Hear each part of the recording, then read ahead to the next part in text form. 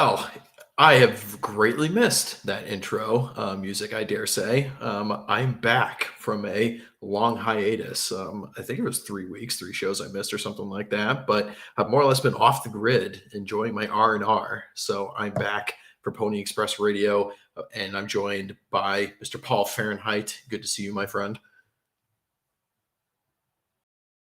Uh-oh, he's muted. His mic cut out again. F. Oh, no. F. Well, we'll go to you, our simian friend and our chief chimping correspondent, Mr. Raging Mandrill. How are you? Oh, I am in the mood to absolutely chimp today. I'm furious. Let's go. Yeah, we're definitely going to get into that tonight. As I was looking at the list of topics, this is kind of going to be an interesting show tonight because I more or less don't really know what has been going on in this country over like the last couple of weeks. I was not really checking out my phone, which I kind of recommend for people to do way more. Get some R&R out there. It's really good for your health. Just unplug for a little bit. So this is kind of going to be one of the episodes where I don't know, stand in for the audience, I guess, and the guys on the panel are going to tell me what's been going on. Because I personally don't really know. But anyway, so Mr. Fahrenheit, have you fixed your microphone by chance? Or he'll be testing with this one. Oh yeah, it's yeah, it's better. Yeah. Okay, I'm overflowing with hatred at the moment. towards the GOP or towards your technology. Towards a lot of things. Yeah. A great many things. Well, we'll be tapping into that in a moment. All right. And we have a guest tonight, Mr. Kaiser Von Lohengramm. How are you, sir? I'm doing very well. Riding pretty high off of a show I just did with Will Tanner on the Saxons, and the Saxon has learned to hate tonight for this show. Sweet. Yeah, Will Tanner's a good guy. Everyone should go and listen to that once you're done listening to the show tonight. That show was after a 15-minute argument between the two of them at the East Coast event as to whether America inherited more of the Norman or the Anglo-Saxon. So, well, I'm not even going to step on that minefield right now. So let's get our shillings out of the way, as we always have to on the show, and then we're going to get into the topics for the evening. So, as always, White Boy Summer may be drawn to a close. I have returned to this country, to the frozen wastes of up north after being in 75 and 80 degree weather for many weeks. So it was quite the shock coming back up here. So White Boy Summer may be over, but you guys still need to be in White Boy Summer shape. So head on over to Axios Remote Fitness and Coaching, where you too can get prepared for the next White Boy Summer, because it will indeed come again. So use promo code OGC to get yourself shredded. Also, if you need your caffeine fix, head on over to Fox & Sons Coffee. Link is in the description, and you guys can get all of your coffee needs fulfilled by Steve Fox & Sons, good friend of the show. Of course, we here at OGC are also big fans of Big Tobacco, so head on over to Alp Nicotine Pouches. Link is also in the description. The official tobacco product of the Old Glory Club is Alp, so get your hands on some of that. And also, please head on over to Tall Man Books. Our good friend, Mr. George Bagby, would appreciate the patronage of all of you guys with his excellent work that he is doing on the various reprinting of great American texts. So if you guys want to expand your library, head on over to Tall Man Books. George Bagby is a great friend of the show and a very, very intelligent man, to say the least. And he's just a very charming fellow altogether. So you must support fellow friends. All right. The shilling is done. It's out of the way. Let's get into the topics. I've been told, again, for those in the audience, I really didn't know too much about what was going on coming into the show this evening. So I've been told there is great chimping to be had at the GOP tonight. Fellas, why don't you tell me what that is all about? Why are we chimping at the GOP? Because they lost and they suck. It's more than that. It's more than they lost, right? Yeah, losing is one thing, okay? To parrot a point I've heard a great many people like Scott Greer and whomever else making, all right, is, yeah, these were blue states. These were blue states. It was expected that it was going to go this way. Okay, sure. All right, sure. That maybe there's an element to that. But we'll get into the specifics here in a minute. But in my home state of Virginia alone, we lost 11 state house elections. Some of them were seats that had been held since the 90s. Right? Like now the Dems have a super majority in the Virginia House of Delegates. They could ramrod through this whole redistricting thing. They could functionally right now, given the control of all three offices of the Commonwealth of Virginia and the Virginia House of Delegates, they could completely make the whole state into California too, into the southernmost state of New England. To say nothing of the fact that Jay Jones, who fantasized about killing his political opponent's kids, right, and fantasized about their mother crying about it, right? Like, he was rewarded for that. He was rewarded for that. He wasn't not punished for it. That would have been if he lost and nothing happened to him. No, he was rewarded. And how does the GOP respond to this? Right? It's not just they sucked at election and they sucked with, particularly who they threw up in Virginia, but what happened at the Heritage Foundation this week, right? And it wasn't just the Heritage Foundation. There was this whole AstroTurfed movement, like Joel Berry and Ben Shapiro and Mark Levin and all these others got together. I don't know, it was on like Monday or Tuesday or maybe it was last week. I don't know. But they all started posting at the same time about how, JD Vance is tied to Nick Fuentes and has all this garbage, and that the Republican Party, and then after the election, the Republican Party lost because they were too close to the far right people or whatever. And they're going to keep losing the further they, and it's just, I hate these people. I hate them. Our country is hurtling towards civilizational destruction, and they are here persecuting some guy who did a relatively minor thing of not wanting to go to a different faith's religious celebration. All right, so it's been a friggin' week. All right. Well, that's clearly been a lot. Many reasons for great chimping and gnashing of teeth. Let me just try to break down this a little bit here, just to understand it for my own sanity a bit, and bring things back a little bit here. So correct me if I'm wrong, but my understanding basically is for 2 weeks and change now, basically since Tucker had Fuentes on a show, which, I haven't watched the interview yet. I will eventually watch it probably sometime this week.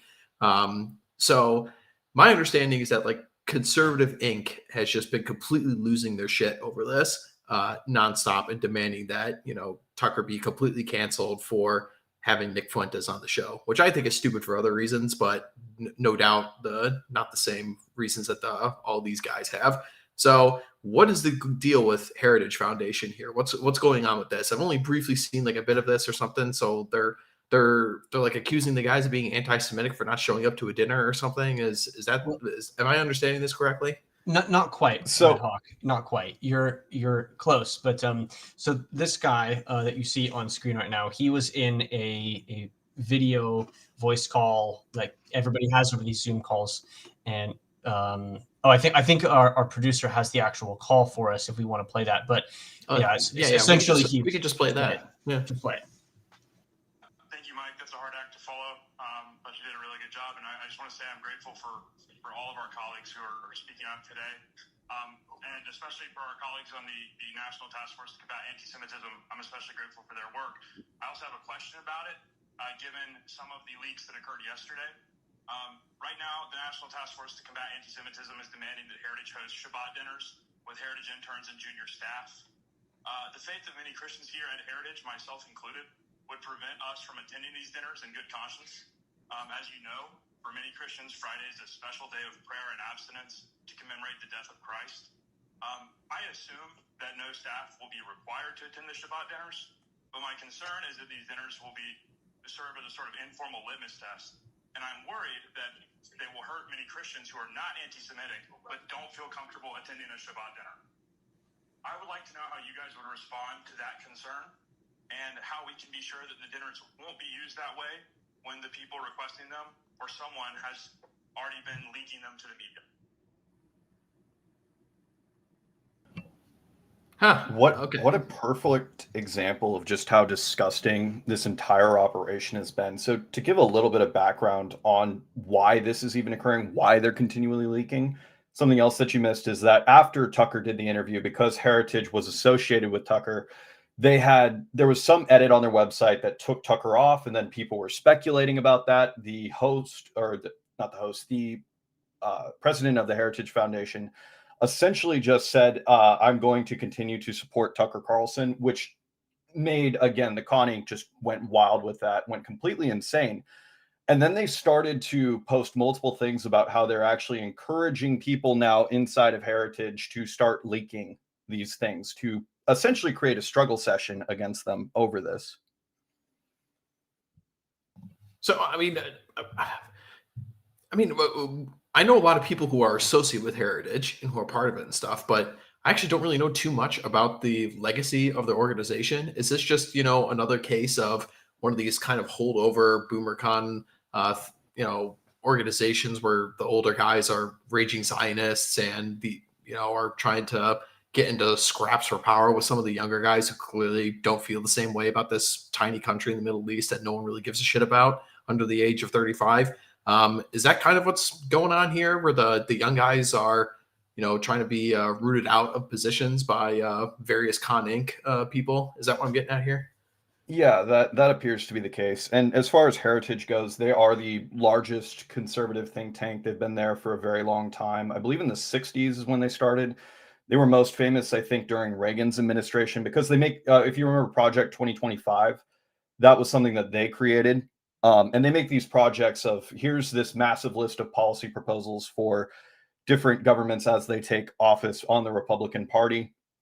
And 2025, I think, was the first major shift and where you saw a lot of the attacks against Heritage, if you remember that going on, because Project 2025 was actually fairly good on a lot of things. If you read through it, it was something that very much appealed to shifting the country further rightward, which, of course, if you're in Con Inc., you're going to lose your mind. You're going to freak out with that. Sadly, even Trump during that kind of disavowed it because it was being used as such a polemic against them. At the same time, he ended up enacting a lot of the things that were within it. But yeah, it's this legacy organization that's been going on for, the entire length that the GOP has been the way that the GOP is. But that since Trump's election has been being taken over by guys who are more like us, more in line with us, and who have been shifting it further rightward. And now it's another session of them trying to purge them the same way they've done with the young Republicans. Well, this is no surprise that this upcoming war for what conservatism, the right, all these establishment organizations, what have you, is going to look like in the wake of Donald Trump, retiring, as it were, from the movement, because he's not going to last forever. I guess the next question that I have here is, how did Heritage respond to all of this? Did they cuck out a little bit? Did they hold the line? Have they fired people? What is the situation right now? It was halfway cucking. After he had defended Tucker Carlson, the president essentially walked it back, made an apology, but also didn't entirely cut ties from with Tucker, from what I've seen. Which they then, again, they're doing the same thing that the left does when you apologize, where as soon as you apologize, they take out the claws, they attack you even harder than they did before. It's really that simple. Well, no surprise there. So I guess I don't know, what has the feeling been on the ground in the last 2 weeks, basically? Obviously, all the same characters, like your Mark Levins of the world and your Randy Fines and all the other people who, are all the usual actors, right? Your Ben Shapiro's and everybody else in the wake of this, Tucker Carlson and Nick Fuentes thing. I was seeing some clips going around. They had for some reason, they had a Hindu Jewish conference or something that was going on. And I guess they had another one that was just a Jewish organization or something or other that everyone was bitching and moaning about, saying that the right is just being infested with Nazis and anti-Semites and, no good, very bad, mean people. Are people holding the line at all on this? Is there any way we can look to and say they have good grades for how they've been responding to this last couple of weeks? Steve Bannon, maybe. I mean, like that's the only good person people would know that I've heard making good points out of all of this. But no, man, like everyone, it's all of them, right? Not a single establishment media figure. I mean, maybe Megyn Kelly. I saw a Megyn Kelly clip recently, basically trashing the conservatives for all this stuff that went down. But this is like, understand, what the elections on Tuesday proved is that the left is totally capable of reconstituting, and they're doing it right now. They're capable of reconstituting and learning from their mistakes. And what's happening now is that these conservatives have demonstrated that they hate us. They hate the people associated with us more than they hate the left, right? It's been nonstop. It's been nonstop from all of these people trying to bad jacket Vance, trying to guilt by association anyone on his side of the party, right? And no one, I don't feel anyone who is on any traditional media platform has not been coming out for us. Like we all know that the Joel Berrys and the woke right people of the world, they're already like the worst people on earth. And they are taking full advantage of this. Like, see, we were talking about this. I have seen all these characters trying to make a victory lap today in the wake of the elections yesterday, which, again, I mentioned this. I mean, I was out of the country for 3 weeks, and I already knew exactly how all these things are going to turn out weeks ago. And to just see it yesterday, like, just be totally confirmed. And these guys are trying to do like some victory lap saying, oh, it's because of all the Nick Fuentes Kreupers, and that's why the Republicans lost in New York City or something. It's like, well, what? Okay, guys. Fucking idiots. Well, it's the most insane thing, right? Because if anything was proven today, or not today, but Tuesday when this happened, you had Jay Jones saying, I'm fine to kill kids. And what do you know? Abigail Spanberger says nothing about it. No one on the left is really saying anything about this. No one's talking down. He doesn't resign. He wins. And what do you know? He's now going to be in office. He's now going to set the new standard. The same thing happened with Zohran Mamdani. What they don't understand is, like, there are some people who are saying, oh, this will be a great thing because it'll fracture the left. No, it never fractures the left. Nobody has this actual view of history or understanding that the left has been not removing any of its radicals. They just adopt them as they come in. The moderate Democrats are vastly more radical than they would have been 20 years ago, who are vastly more radical than they would have been 20 years before then. They continually shift leftward. They do not hit their moderates or their radicals. When the radicals end up taking power, they get behind them. You can find boomer Democrats, I'm certain, out in New York who would probably, you'd think like this person's conservatively minded, but they just are willing to get behind and vote for these people. And as soon as he becomes mayor, now that he's established, that's going to now set the new norm of what they're acceptable with, what they find acceptable. None of the right understands how the left has been able to shift the country so far. And we simply just need to understand that you stop attacking your radicals, you work with them as much as you can. You don't even have to necessarily acknowledge them. But if they run and then they end up taking office, you're then okay with those radicals because they've just now proven themselves. It is kind of wild how when you watch the Democrats behave, and there is like kind of a spectrum of, different temperaments or different policy proposals that a lot of these people have, like, somebody like John Fetterman, for example, is different than somebody like Bernie Sanders or AOC, but you'll never see a Democrat kind of, check the man to his left kind of deal saying, oh, you're too out there, you're too nuts or anything like this. But you see this kind of stuff. It's just a reflex that happens all the time on the right. And it is just crazy to think about that. Okay. We'll just take an example from here, right? Like, I don't particularly like Nick Fuentes for a number of reasons, right? But I'm also not in the business of counter-signaling this guy if he was ever to get into power, because he is far closer to me than, anybody who's on like the establishment right or any of the Democrats for that matter. So even though like I don't particularly care for the guy and I disagree with him a lot of things, I just understand the reality of politics and how this game is played. I would much rather have that guy in a position of power. And the left, even like just the most basic Democrat voter, understands this shit, and the right just refuses to acknowledge this stuff. And it really just shows you who still has the main control of the narratives, the zeitgeist, the power, everything in the country is still the left, despite what all these like Joel Berry like lunatics think that, oh, the right is in major ascendancy right now because Donald Trump won one election, which, as we know here on this panel, is the last election that a Republican is ever going to win ever in the United States, unless major reform is made within the next 3 years, and well, less than 3 years now, because the anniversary of Trump's election was just a year ago, a couple days ago. So what we have, like, just about 3 years left to do some serious change, or Trump is going to be the last Republican president. It's just so frustrating dealing with these people. This is the thing about it, though, right? Is that this is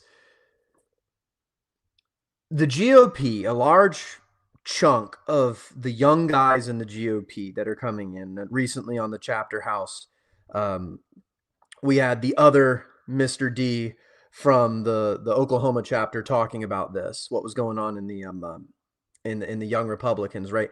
There is at least a significant minority of guys like us going into the GOP, going into the Young Republicans, going into TPUSA, going into these other organizations, going into the Old Glory Club, right? You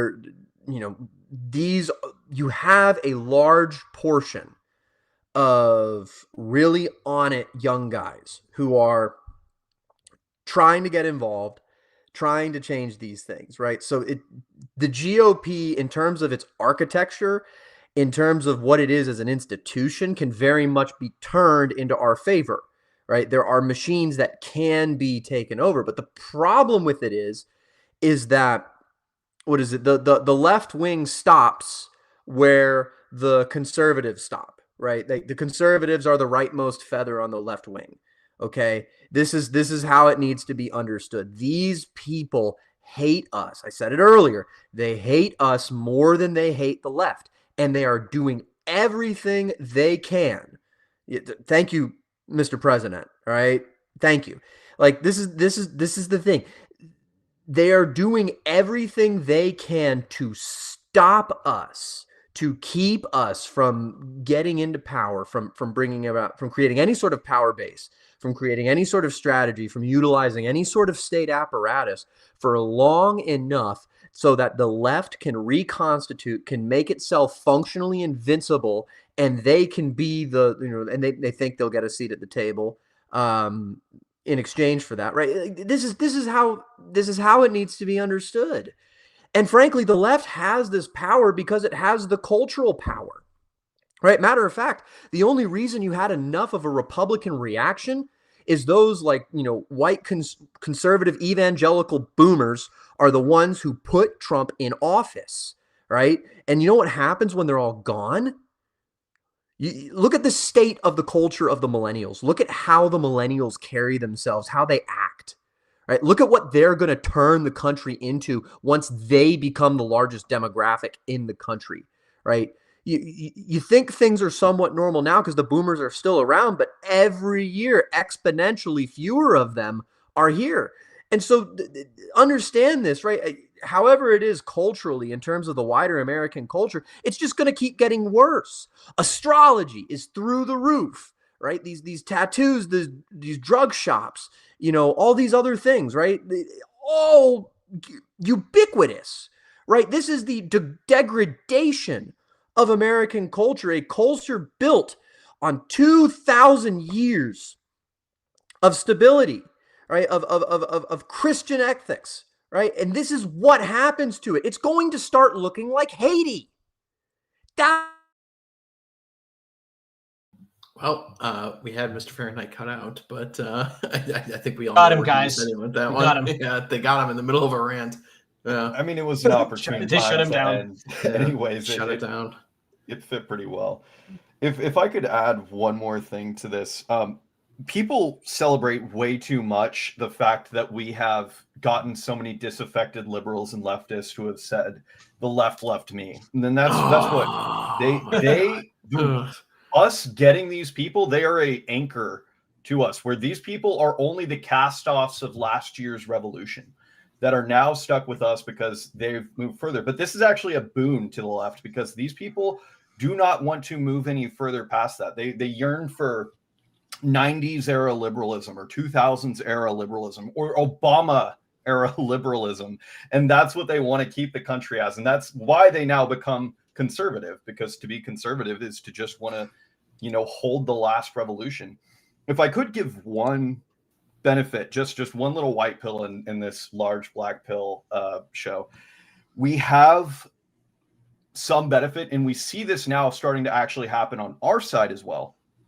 Right? When you have things like David French or the Lincoln Project or Dick Cheney or all of these others who are now siding with the left, we are now casting off conservatives, and things are still, it is a sign that things are shifting in the right direction. It is a for good us. point.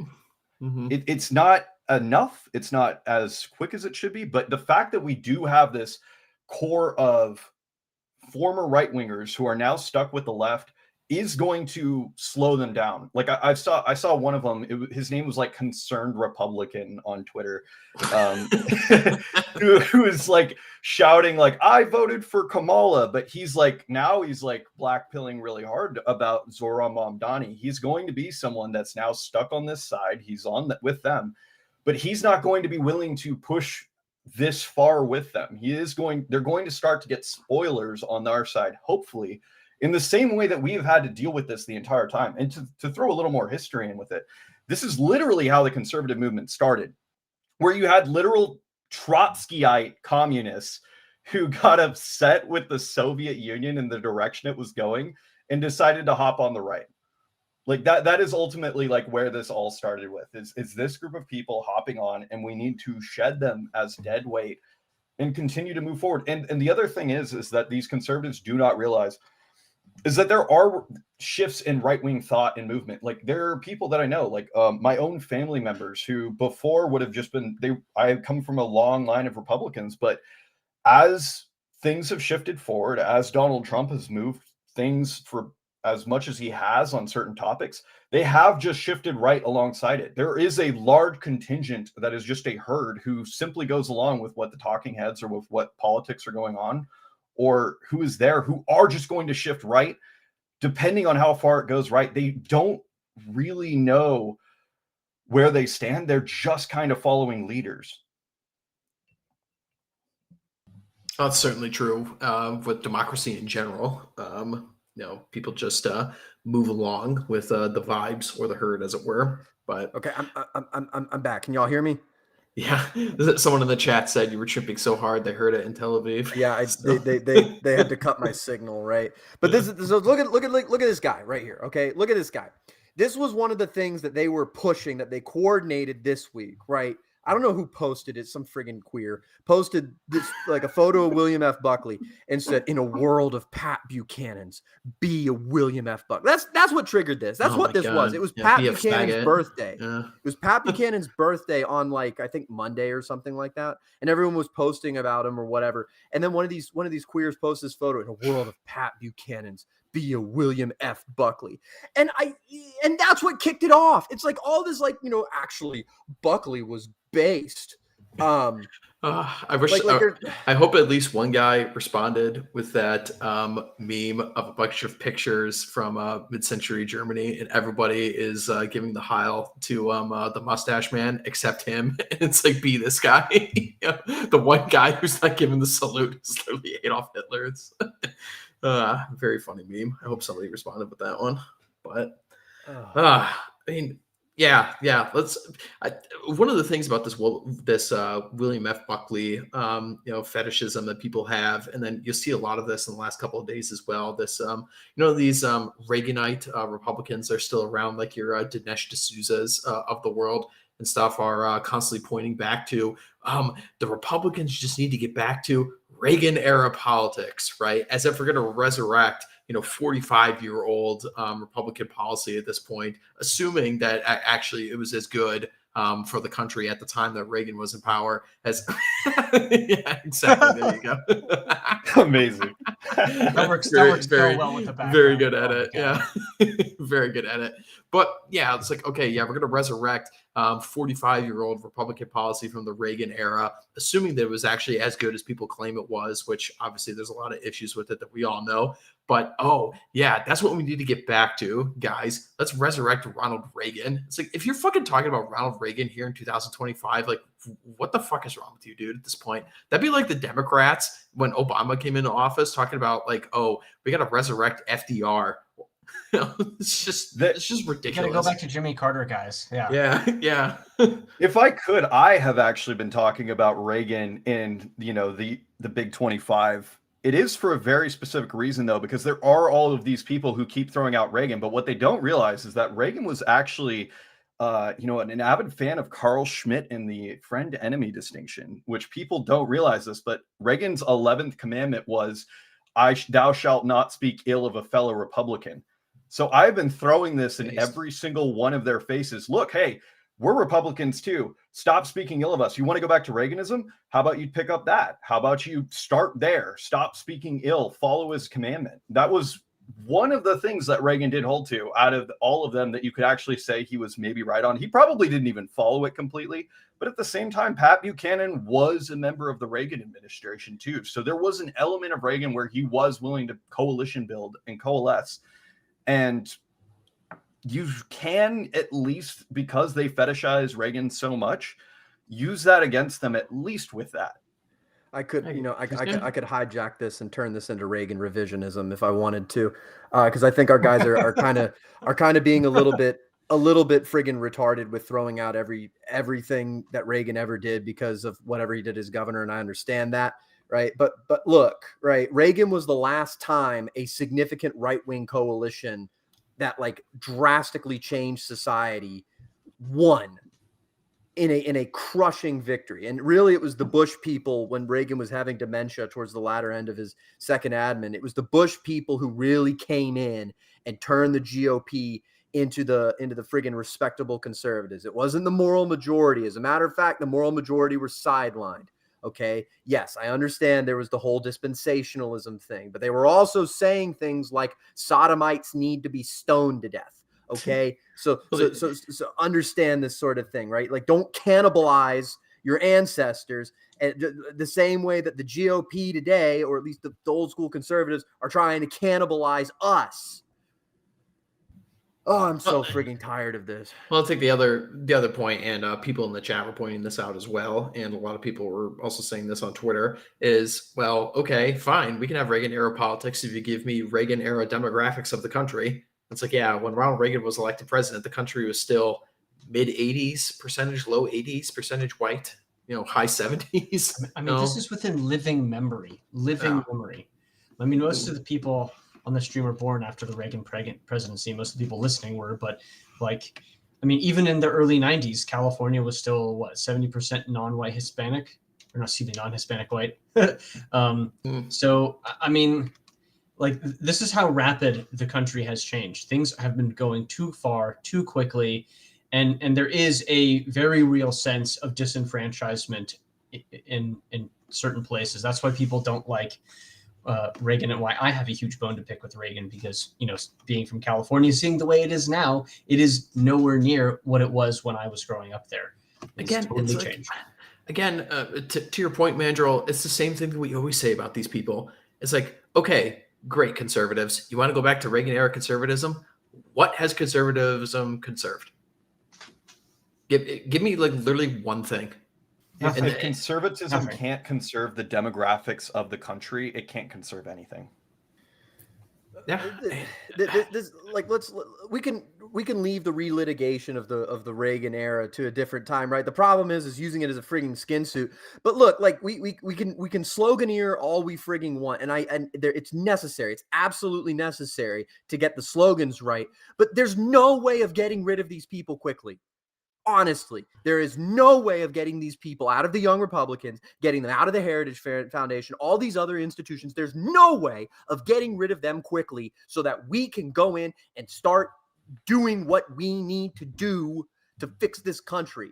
Right. And because of, and that is what infuriates me the most about this, is that these people are holding on to power like these necromancers. They are holding on to power and they are not giving it up, and they're not going to give it up. And they're doing it exactly because they know if they can hold us off long enough, if they can keep us out long enough, then the left will reconstitute and come after all of us and destroy all of us. And they'll get the pleasure of knowing that it was them who held the line with their principles to keep the quote unquote fascists or whomever from taking over. God, what an amazing photo of Pat Buchanan.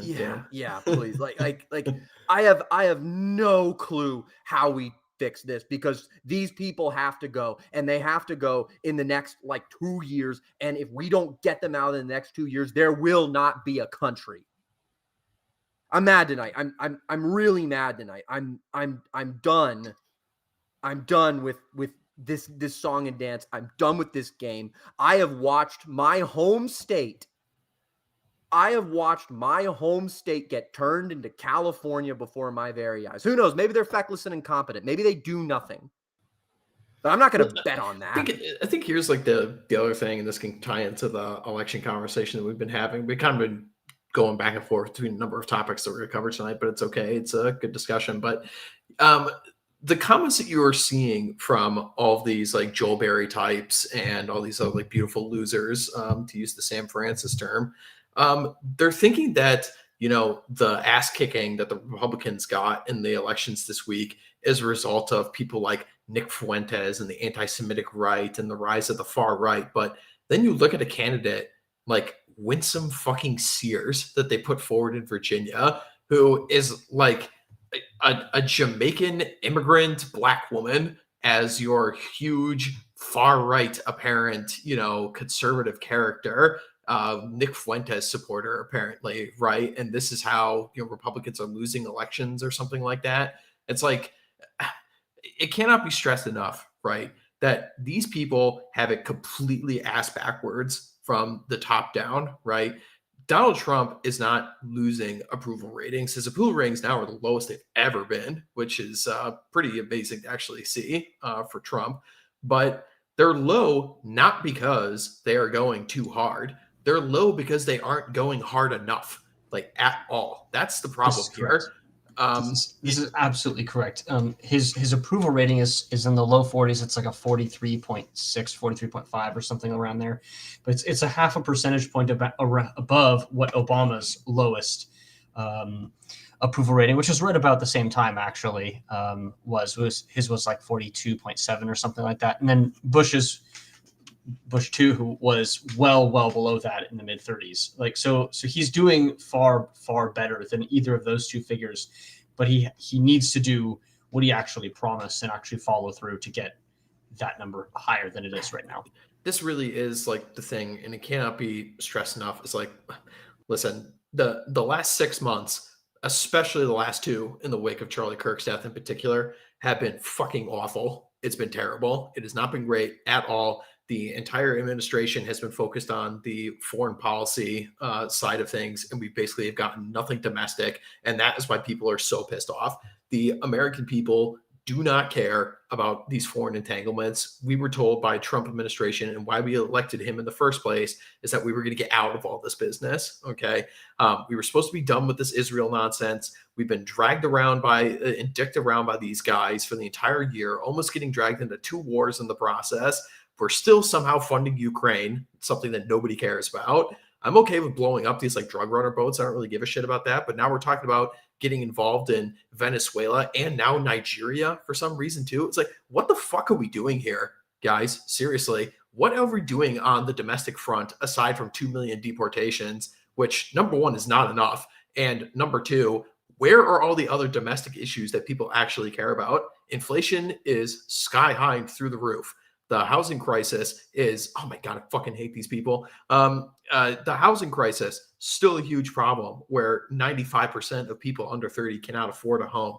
The job market is horrible right now. It is really fucking rough, dude. Everyone that we talk to, we talk about this in our chats. We talk about this in the wider OGC network. We see it online. I see it with people who aren't politically engaged. I see it with older guys who are in their 40s and have lost their jobs and they can't find another one. I see it with young guys. There were new reports today that saw that 45% of people who graduated with college degrees last year are currently without a job in their field. It's like the job market fucking sucks, man. It is really, really rough right now in this country. And the one thing that the establishment right and, Joel Berry and Seth dick-sucking Dillon and all these fucking losers are raging about right now is the huge rise of anti-Semitism in the United States, which I just could not give a flying fuck about this. I just don't care about this group of people. I'm tired of talking about them. I'm tired of listening to them. I'm not interested at all in their pet fucking issues with a country the size of New Jersey halfway across the planet. I just don't care. Yeah. Also, okay, thank you. That's great. But it's just the Trump administration, if they don't want to have a complete bloodbath in the midterms of next year, you need to drop all this foreign policy bullshit immediately because nobody fucking cares about it at all. It's not important to the voter. People want the domestic stuff and you got to fix it. You got to fix the things that people actually care about. And going on Twitter every single day, tweeting about how the stock market is great and it's at all-time high or whatever isn't fucking cutting it, man. You want to, I know I've been freaking going off tonight. Play the video. Play the video. You know what video I'm talking about. Play the video. I don't know. Do we hit it? Oh To boy. those so often forgotten by the politics of our city who made this movement their own. I speak of Yemeni bodega owners and Mexican abuelas, Senegalese taxi drivers and Uzbek nurses, Trinidadian line cooks and Ethiopian aunties.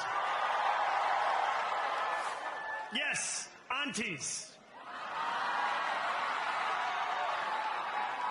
To every New Yorker in Kensington and Midwood and Hunts Point, know this. This city is your city, and this democracy is yours too. This campaign is about people. All right, If you got anything to say about it.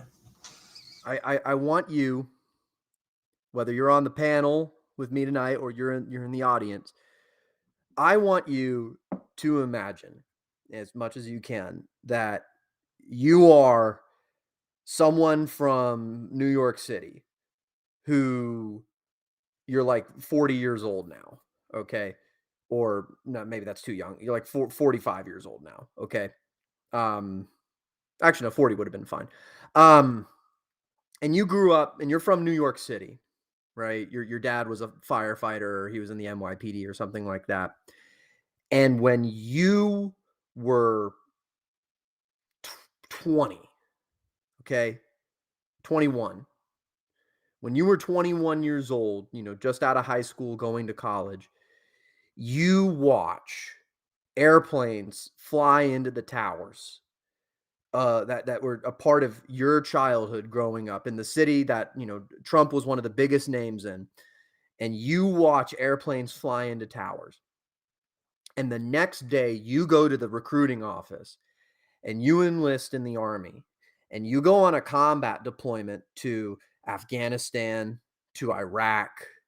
You watch people who you become really good friends with get shot to pieces, get blown up, get dismembered, go crazy, and you do your fair share of killing and of stressing and of cowering when mortars start hitting your fob and anything like that. Like, I want you to imagine that person, and then you come home and you're done and you get out and you've done your time and you come back and you live your life in New York City where your family has been for generations, and you who spent the better part of 10 years of your life shooting Arabs sees this elected in your city.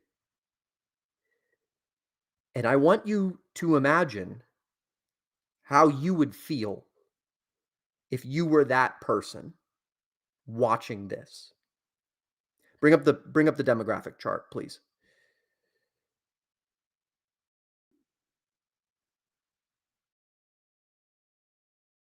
It's supposed to be a chart of demographics for who voted.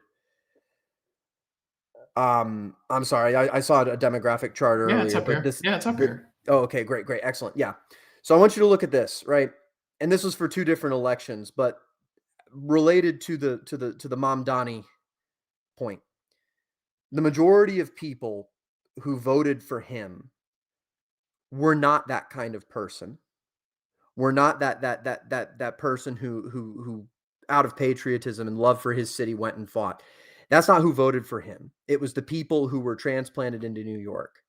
Right? It's the same thing for these other elections. It's the people who were transplanted. Yes, it's every time. That's the exactly Star right. Wars people. Yeah, that's exactly right. Look, and this is Cantina. the thing. And I know I've been going on for a while, but I will finish it with this. Understand that the foreign policy has come home. Foreign policy is now domestic policy because the foreigners are in the country. And that is the number one surefire guarantee that you in the GOP will not have a party and will not have a country anymore. And I need you all to internalize this. Go back to that chart really quick, because I think this is really important to stress on the actual numbers here. If you're looking at this, you see the comparison between New Jersey on the top and Virginia on the bottom, right? And these are two different states with radically different populations, radically different population size, different states with different economies, different states with different even demographic makeup as well. But what you will see here is, as this is broken down by race and gender, the numbers are almost identical percentage-wise across the entire board. And this really just shows you what elections and democracy is in America in 2025. Is that it's literally just about harvesting operation for the people in your state, and that's it.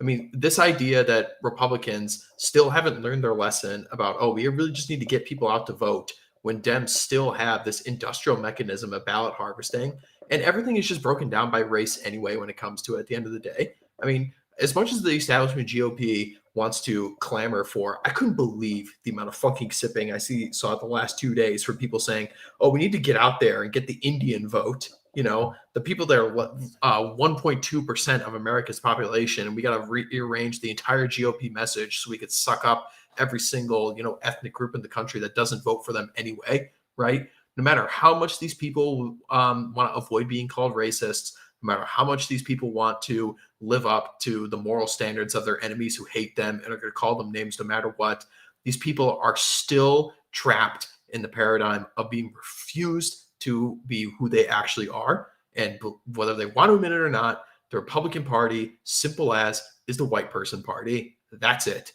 The Republican Party is for white people and married women, and the Democratic Party is everyone else.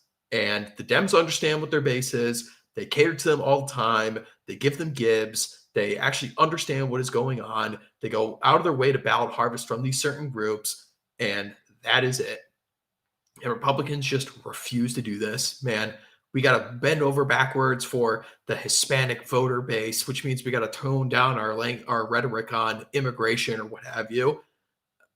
It's just so fucking frustrating because it's so obvious what this is, okay? You saw the breakdowns of what people did in New York, where people who were actually, in this case, we could call it heritage New Yorkers, people who have been in New York for over 25 years, 70% of them voted against Mamdani. Everybody else who is a new arrival voted all in his favor.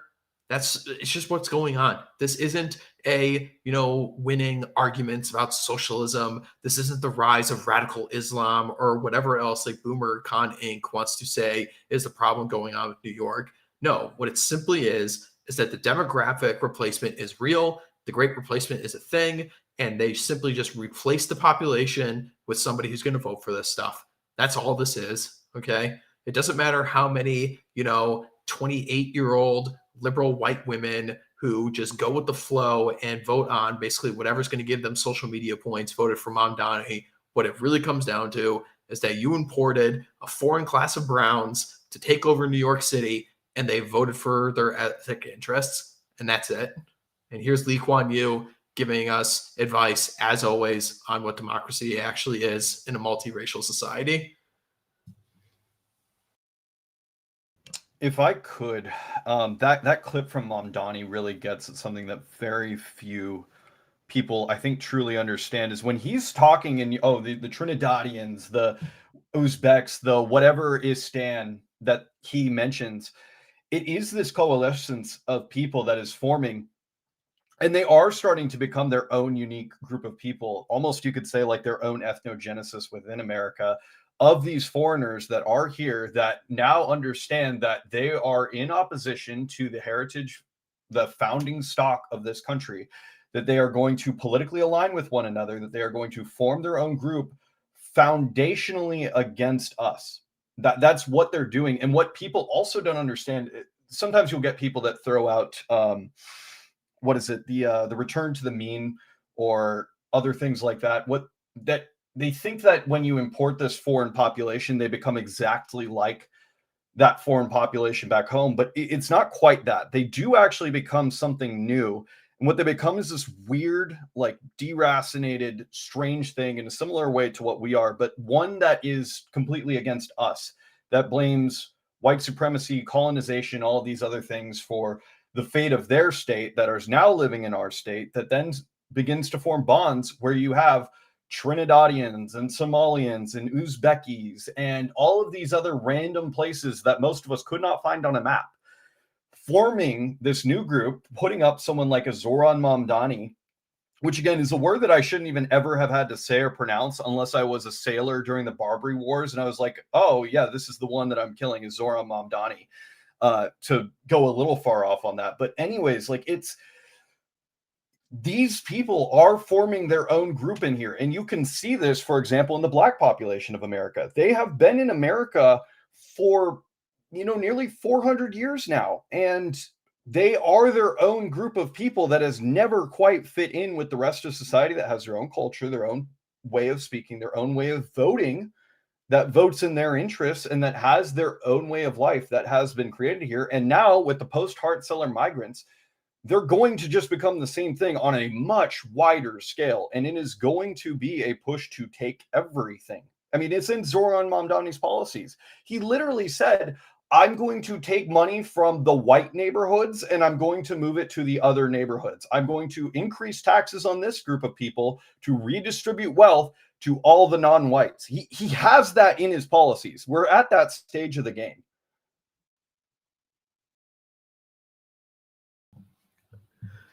I wouldn't even give him credit for being a barbarian warlord. That's too much.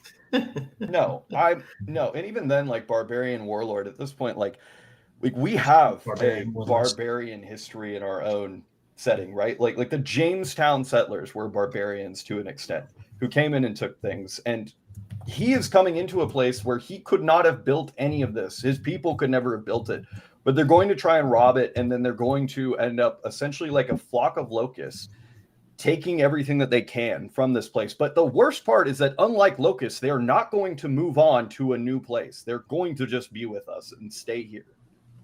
It comes down to denaturalization, and deportation is the moderate, correct solution that has to be adopted, that has to be pushed for Zoran, because legally he can be, but these people should not be here. And there's no argument to keep them. Indeed. It's spelled deportation. never gets old. Back to your point about all these various groups of foreigners who just show up, and we're constantly bombarded, right, by Con Inc. who's saying, oh, XYZ group is natural conservatives because I guess that means like they just quote religiousness because of the age of like the new atheism movement throughout like the 90s and the 2000s, that they just immediately assume that anybody who comes from any religious background is therefore naturally conservative, which is just obviously not the case. But it's just like, okay, if these people are naturally conservative, then why don't they vote conservative? And none of them ever do. We've been told about this with Jews. We've been told about this with various people from the Middle East who are like Islamic, because they're like, oh, well, if they're natural conservatives because they're not on board with the trans shit. And it's like, yeah, so was every person for 10,000 years of human history before that. So that doesn't like, make you naturally conservative to not be for troons, right? I mean, what does that even mean, So, but what's even worse is that these people, and you see this all the time on Twitter too, especially if you rile up like groups of Indians, they come flying into your mentions, because you see that more and more of them are being put online every day. Thank you, Elon Musk.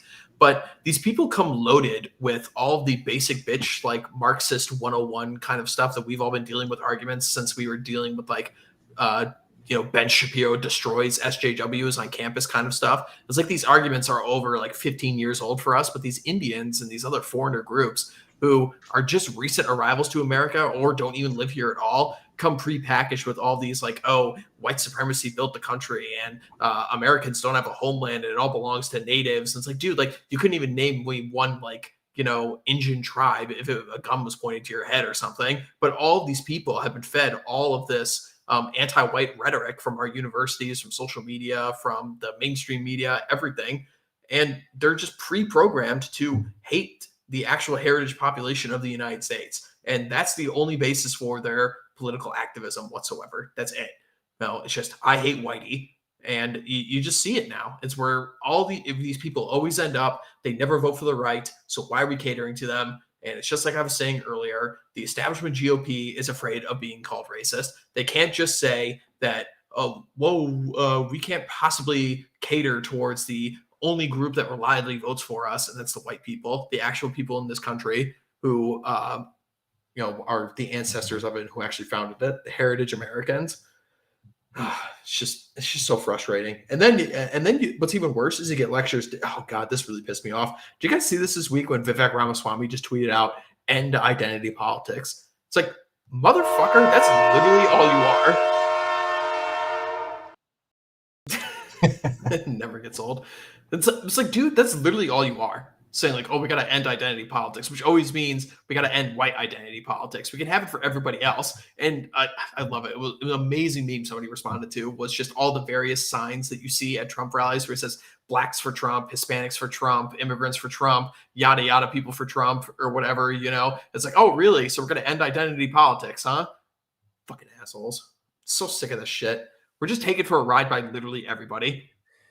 Yeah, Dinesh D'Souza did the exact same thing too, where he was literally saying end identity politics, and then right afterwards is saying like, we got to really appeal to the Indians. They're actually like the most hardworking, least crime-driven, blah blah blah thing, just basically shilling his own race, and then saying like, I'm allowed to do this, but you're not. This is bad.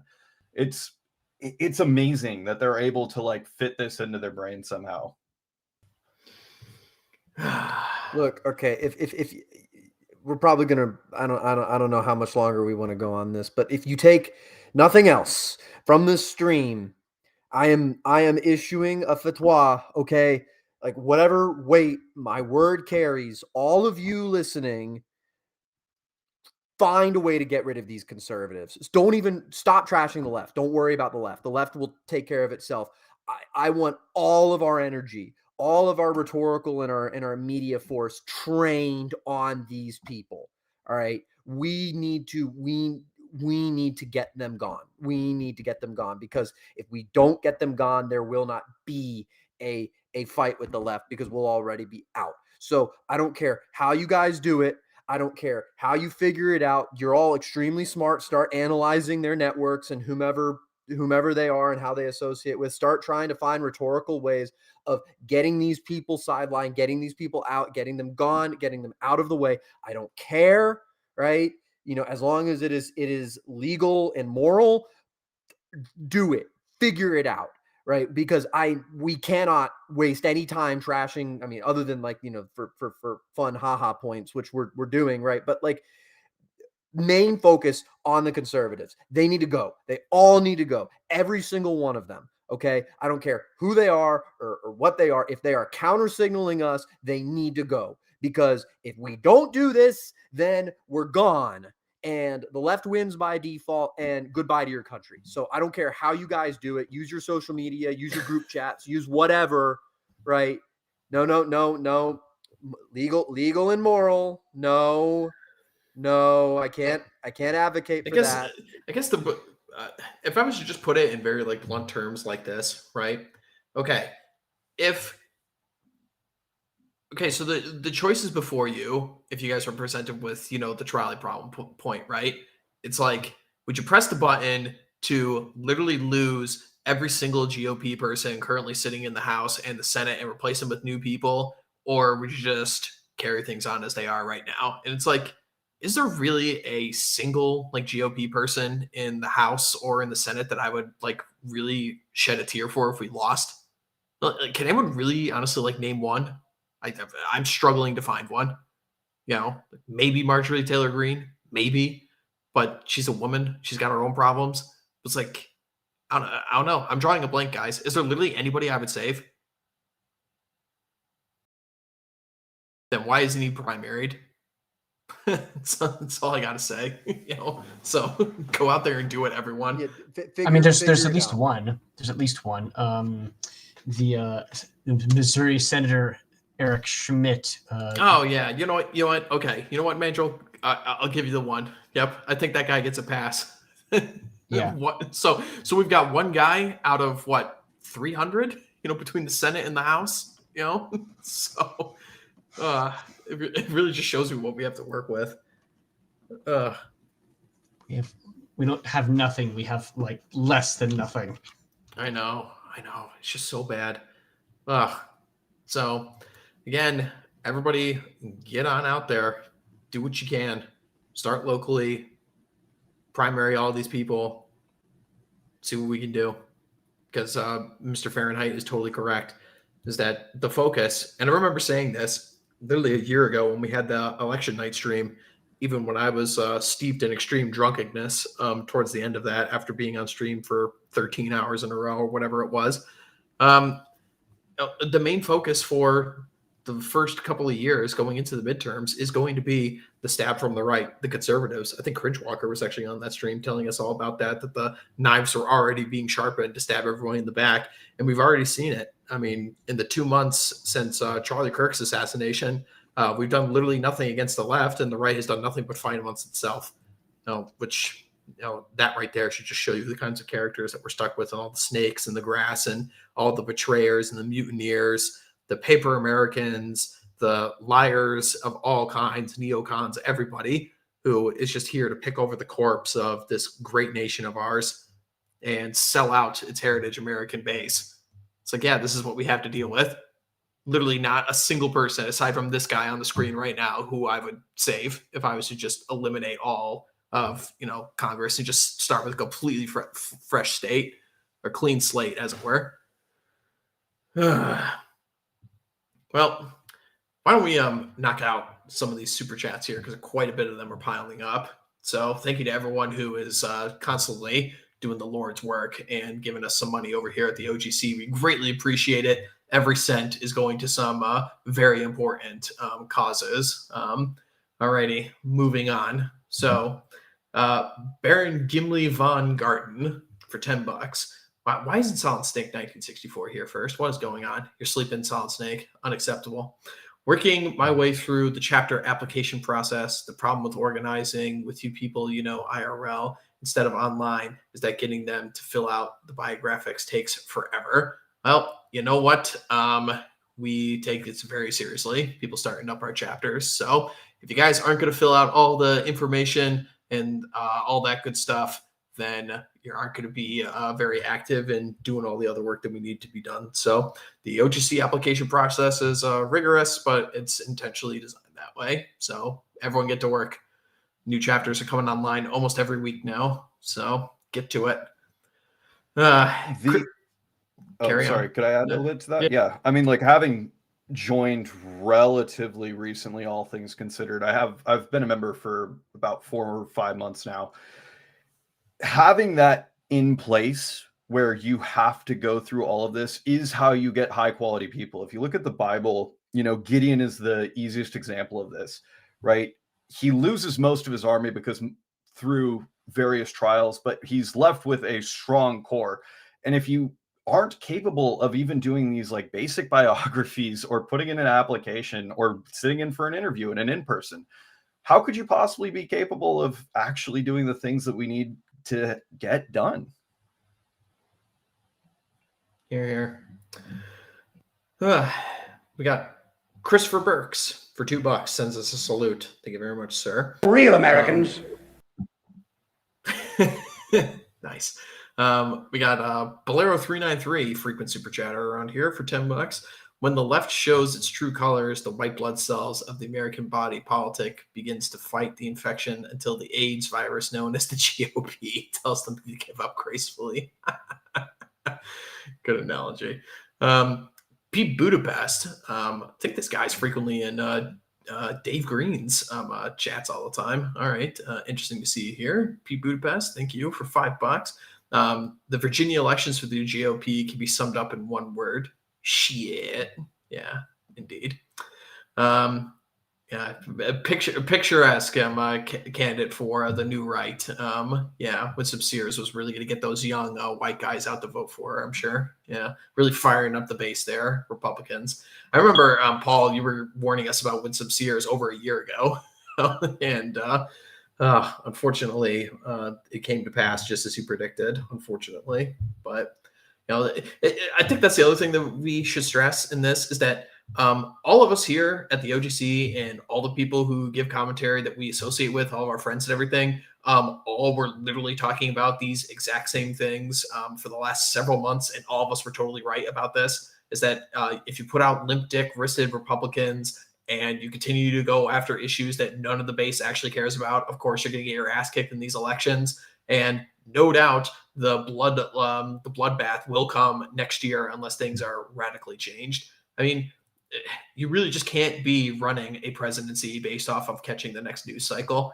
It's really ridiculous at this point. I mean, there needs to be a huge shift to domestic policy issues for 2026, or the entire Trump project is just completely fucking cooked, man. And it's just obvious to anybody who even has a slightest of fingers on the pulse, but keep getting involved in all your foreign conflicts. It's really winning you points from people. It's so fucking frustrating. It's like we're literally just right about everything. We really are. It's like all the predictions we make on the show, for years now, we're just correct all the fucking time. And just, in a just world, people will be rewarded for such accuracy. But instead, it's just like, oh, well, you guys are too radical. You guys are anti-Semitic. You guys don't say the right things. You guys aren't old enough. You guys got to pull yourself up by your bootstraps. Whatever fucking terms they use to dismiss us when we're literally right every time. It's maddening. Legal and moral. That's gonna become the catchphrase. Legal and moral. Storm your GOPs. We need to do it now. Indeed. It had nothing to do with that picture at all. X-Comer for $10. A brown Democrat threatens the lives of a white Republican and his kids and still wins his election, and the neocons are spurring about Tucker. No wonder young heritage Americans want little to do with them. Yeah, exactly. I mean, it's just obvious at this point. I mean, we said it on the show. Sam Hyde was talking about it.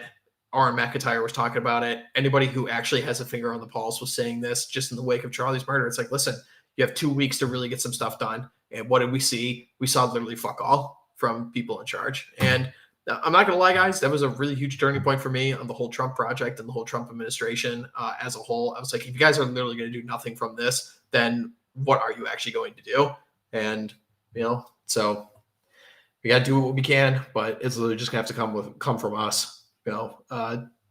Get our guys into positions, keep moving, keep building our networks, keep building our fraternities, keep building relationships with guys we know we can rely on and count on. The plan is the same as it always has been, but anyway, moving on. Dash for $5. Kirk was killed less than 2 months ago. Koenig is more concerned about the real right than actual terrorists. they make Fuentes point for him. I mean, yeah, more or less what I was just saying. Well, it's just pathetic. It is just so pathetic what we have seen from establishment conservatives in the last 2 months. It's really something. Moving on to Pete Budapest once again for $10. Thank you very much. Not to be doom casting, just a sober warning. These people will use every bit of leverage with Trump to get as much out of him and still throw Trump to the mob once the left takes Congress back next year. Yeah, it's an excellent point too. I mean, half of these people were never Trumpers at some point or another. I remember like there were clips of these guys like Mark Levin back in like 2016 primary days saying, I will not support Trump under any circumstances. And Lindsey Graham was literally calling for the death of January 6 protesters. He was talking about how Trump and the Russia collusion with 2016. And it's just like, yeah, these people are all traitors. They're all betrayers. They're all backstabbers. Every one of them belongs in the deepest circle of hell and Dante's Inferno. It's just, and we're just stuck with them. It's so depressing that somebody like Lindsey Graham could be in Congress since 1991 or something like this. It's just so difficult to primary Republicans. Very, very difficult. If you start exerting a little bit of force and political will, we don't have to be stuck with them. Yep, very true. All right. Let's see. Moving on to Xcomer again for $5. BoomerCons also can't figure out why New York Jews support a communist invader for mayor. There is really no helping them. I mean, yeah, exactly. It's just, again, Republicans are the white party and the married women party. Democrats are everyone else. It's just how it is. Then the Democrats actually understand who their base is, which is why they win. A Maple Copperhead, good name. Frequent super chatter over here for $5. Salute, gentlemen. Hey, ho ho. The GOP has got to go. Absolutely. Real Americans. Yeah, hell yeah. When do we start adding Patton to the soundboard? I like it. Aramaic discourse for $5. The left me leftist is still a leftist. Very true. Pete Budapest again. I've said it for years. Millennials are supercharged boomers, super obedient to regime boomer assumptions, and took them to their logical conclusions. Yeah, I mean, this is such a good point. Like our buddy Charlemagne was saying this during COVID. The millennials, I've always had a huge problem with them for this reason, is because they are the most socially conformist generation I think I've ever seen. They're even more socially conformist than the boomers in some ways. And like there's just, it's very difficult to reach. They're very difficult to reach, especially if they're like the typical normie con or shit lib leftists. Like they will just never, ever budge on anything. Yeah, it's rough. We've had many conversations about this over the years on D's Twitter Spaces, but I mean, Mandrill and I are millennials. Charlemagne's a millennial. A lot of the guys at the OGC, at Central, and in the organization as a whole, and a lot of people we associate with are millennials. It's a tough generation, man, and there definitely is a lot of hatred that we have for our own generation, to be sure. So I mean, at least with like the Zoomers, here's a benefit for you, Mr. Fahrenheit and Kaiser. I don't know what generation you are, but I'm a Zoomer. Oh, okay. Well, at least you guys, yeah, at least you guys have something to appreciate with your generation, because you guys are either gay race communists or turbo fash. So at least you guys are like two sides of the spectrum, but.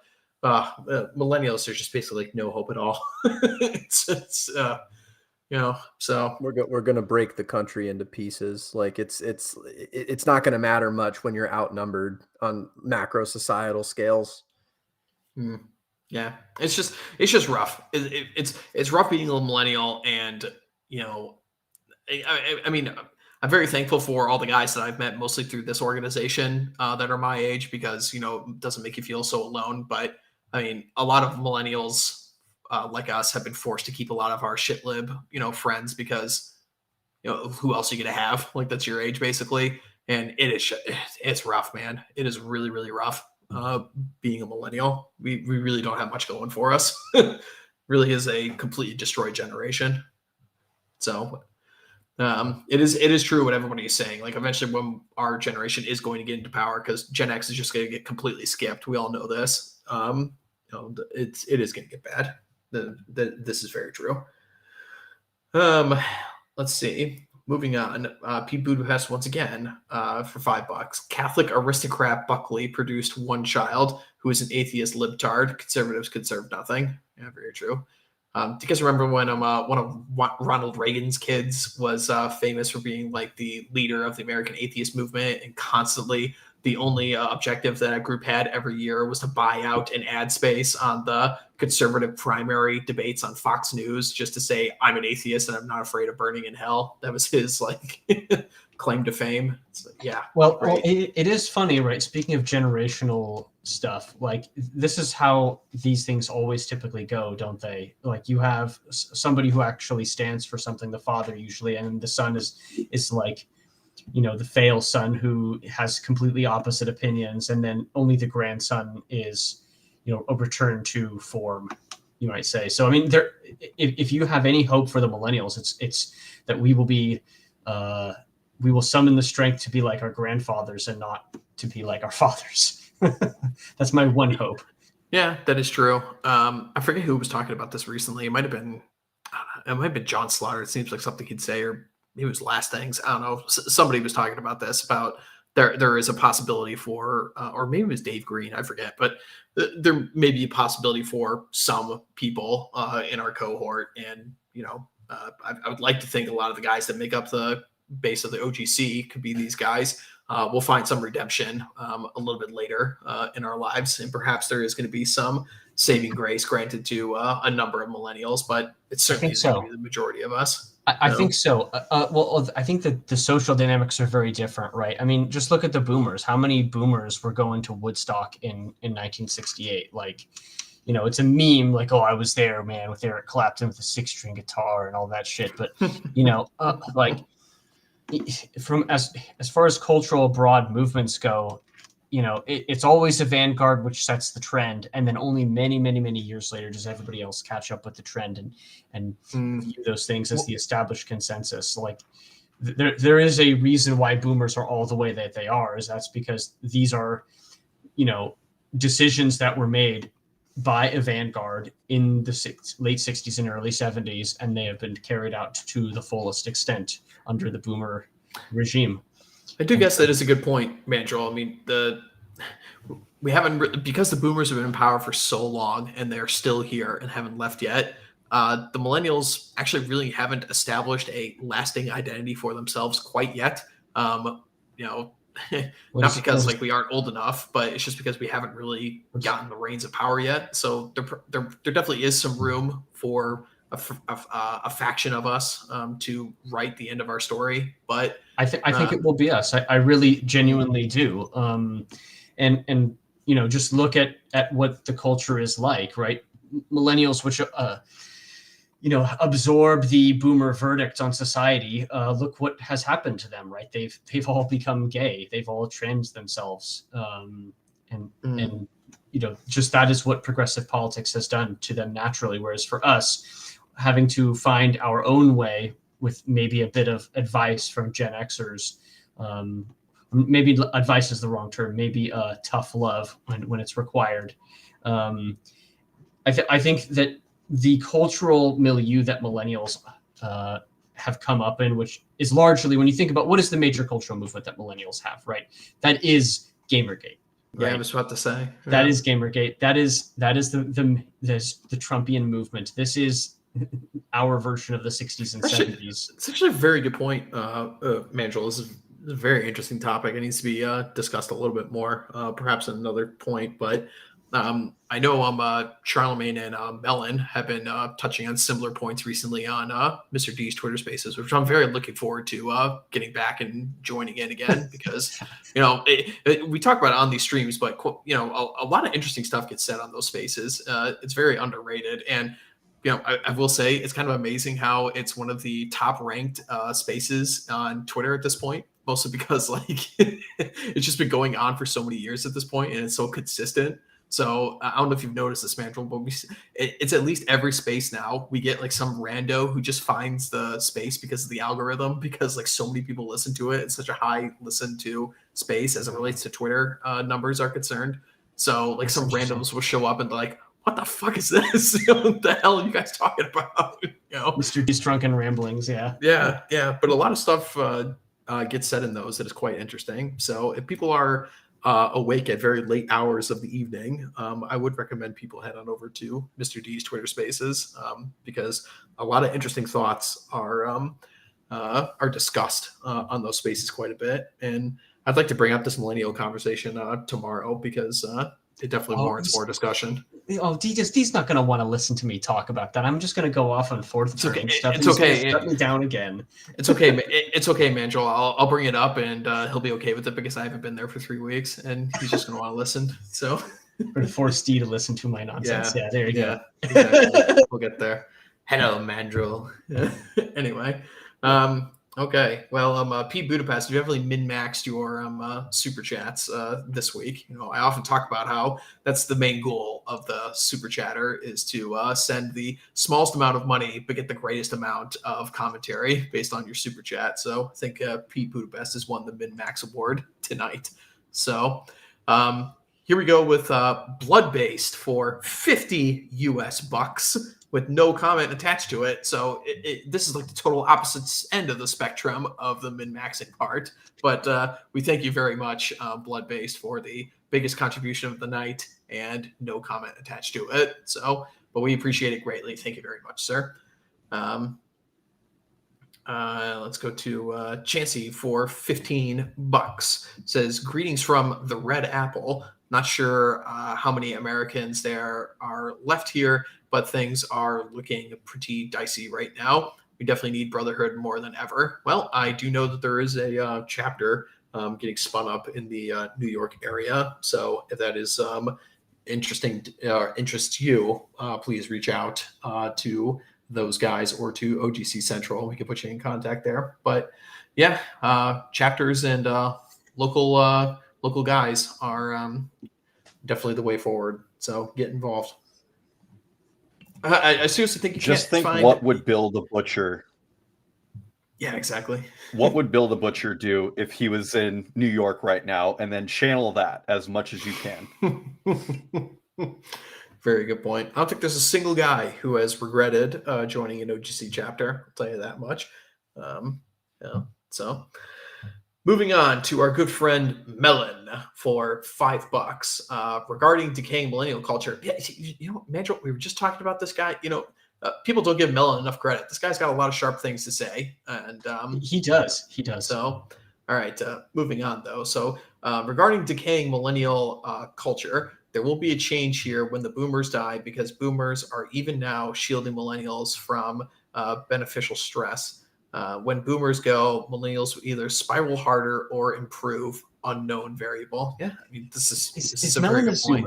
Is Melon a Zoomer? I want to say he is.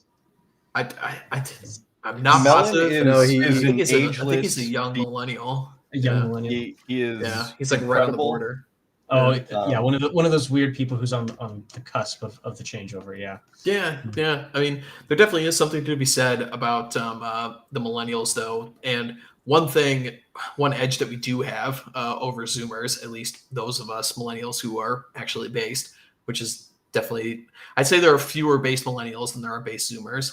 I'll definitely say that if we were to look at percentage wise, that would be my intuition. But one advantage that we do have over the Zoomers is that at least we remember what the world before was like, and that is something that we do have.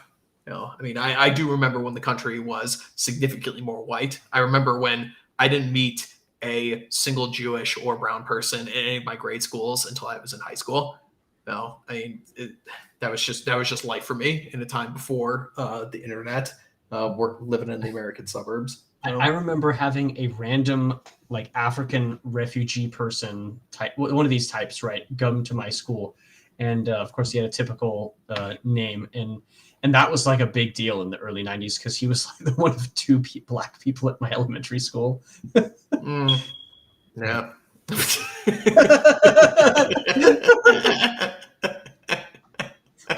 It's just every time. It's like we can't even just have.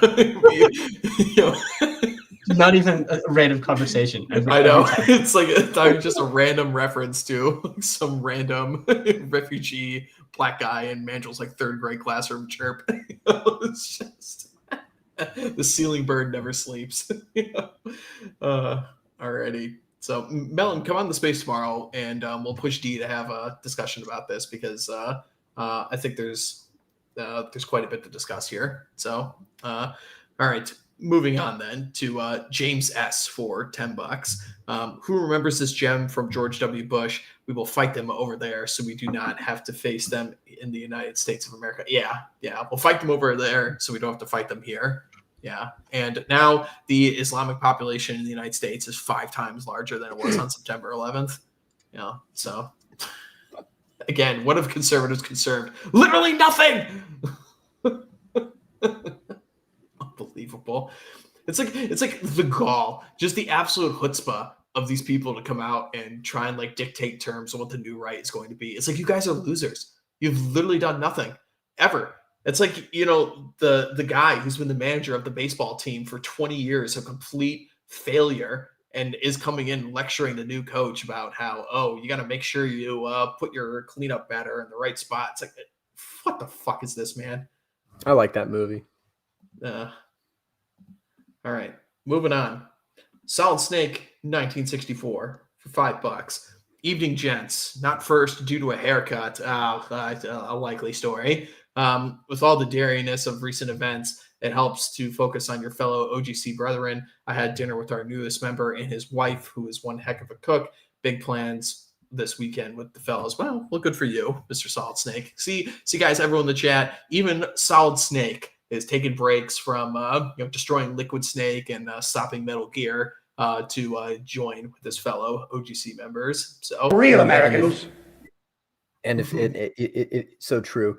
If you want to, what is it? If you live in the Kansas area and you want to also have dinner with Solid Snake 1964, get involved with the Home Range Society that he is a participant of out there. It will be worth your while.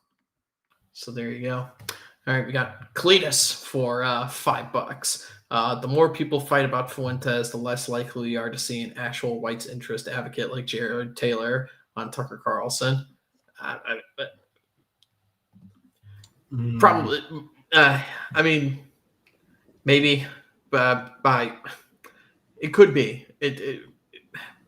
I don't know. The culture just doesn't permit for it at present. I mean, Fuentes, you can bring Fuentes on because he doesn't, like, his whole thing isn't like explicit racialism, really, not necessarily. I mean, he might talk about it a frequent thing, but like, no, like someone like Taylor, who's made his whole thing that it's just the culture just doesn't permit for it at present. Once it does, I mean, it could be way things are going. It could possibly happen if and or when the conservatives get sidelined and removed.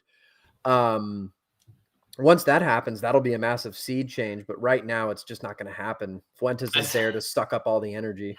Yeah, well, that's exactly right. I mean, there is something to be said for somebody like Jared Taylor. And for lack of a better word, I would call this guy, even though this term isn't actually correct, but we'll just use it for the sake of the argument. I would call somebody like Jared Taylor high IQ racism, right? And that is something that is actually more persuasive to people than kind of like the low IQ, I'm going to make memes and make jokes kind of stuff, which is even like off-putting to me and other people in our thing as well. And the regime knows this too, which is why Jared Taylor, who is just really one of the most polite guys in the entire world and just comes prepared to talk about one topic in a very honest and very, I would call it like a not hateful and incendiary way. They know this too, which is why they've gone out of their way his entire career to just completely blacklist this guy from literally everything.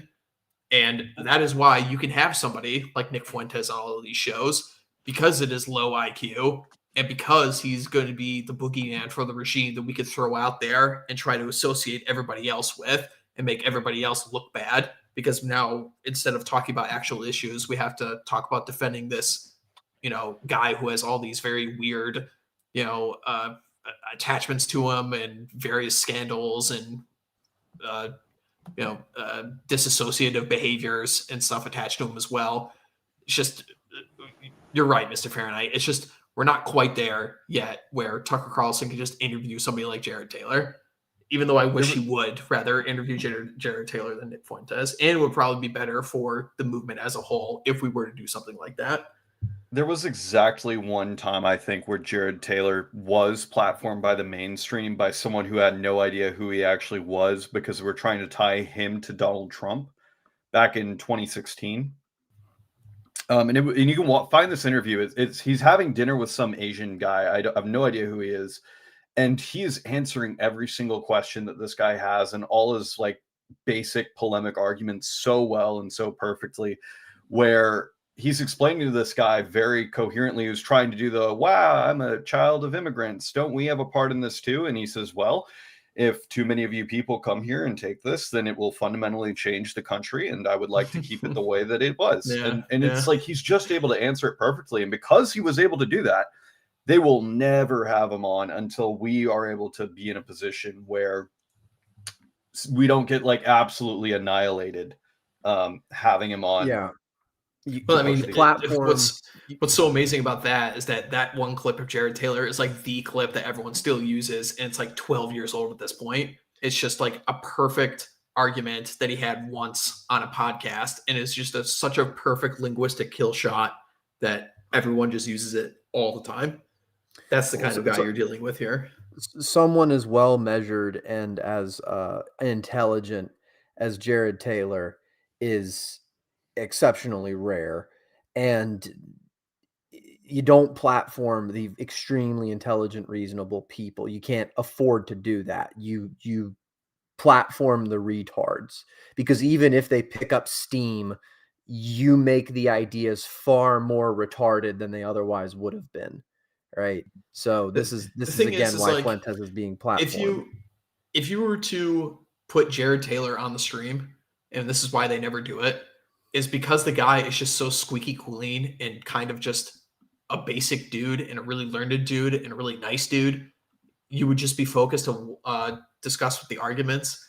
But when you have somebody like Fuentes on, you are able to navigate around the arguments that, even though a lot of what he says is actually correct, but he has these other factors that are around him that people could just focus on to be the pressure release valve, where we don't have to talk about the topic. We can talk about the fact that he's gay, or that he's a Fed, or that he's brown, or that he backstabs everybody he's ever associated with, or, he scares the hose, or, is anti-Semitic or whatever. You see what we're doing already. Like, we're doing it here, right? But like, what can you say about Jared Taylor? It's like, he's got a weird accent. I mean, like what can you say? There's like no scandals around like Jared Taylor, right? Aside from the fake ones that are manufactured by the media, which is why he's not going to be platformed. American History X is actually one of the perfect examples of that, where you can watch this and you have a guy that's supposed to be a part of a neo-Nazi prison gang, and his motivations for being a part of a neo-Nazi prison gang is because he can very coherently and intelligently explain the issues of immigration and mass migration into the state of California. They put these very solid arguments into something that is going to instantly get you to write it off. So that way they associate solid arguments with that. The same thing happens in that one, The Believer movie. You can watch some of the clips from that, but essentially all of these movies are just taking these points and these things that don't get associated with these people and then just tie them to someone that is radioactive in order to then get you to, as soon as you hear these things, then decide, I'm never going to hold those, instantly write them off, instantly associate it as being wrong, and then tune out. You can't do that with the Jared Taylor, though. Yeah. So, good discussion, boys. Cletus, you also got a Min-Max Super Chat award for tonight, so good for you. Volpes Persona sends us 3 galloping ponies. Thank you very much. We appreciate it.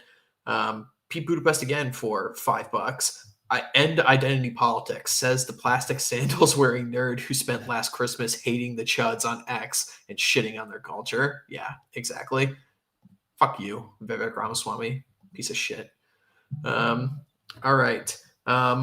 Moving on to Pete Quinones, our own PQ, the co-host on these shows. Thank you very much, Pete, for $5. Jays all over New York City, including neocons, supported him. They vote for the U.S. to be destroyed because they have a place to go when it all falls apart. That's very true. As always, Pete spitting facts. Everybody go listen to the Pete Quinones show on all your favorite podcast platforms.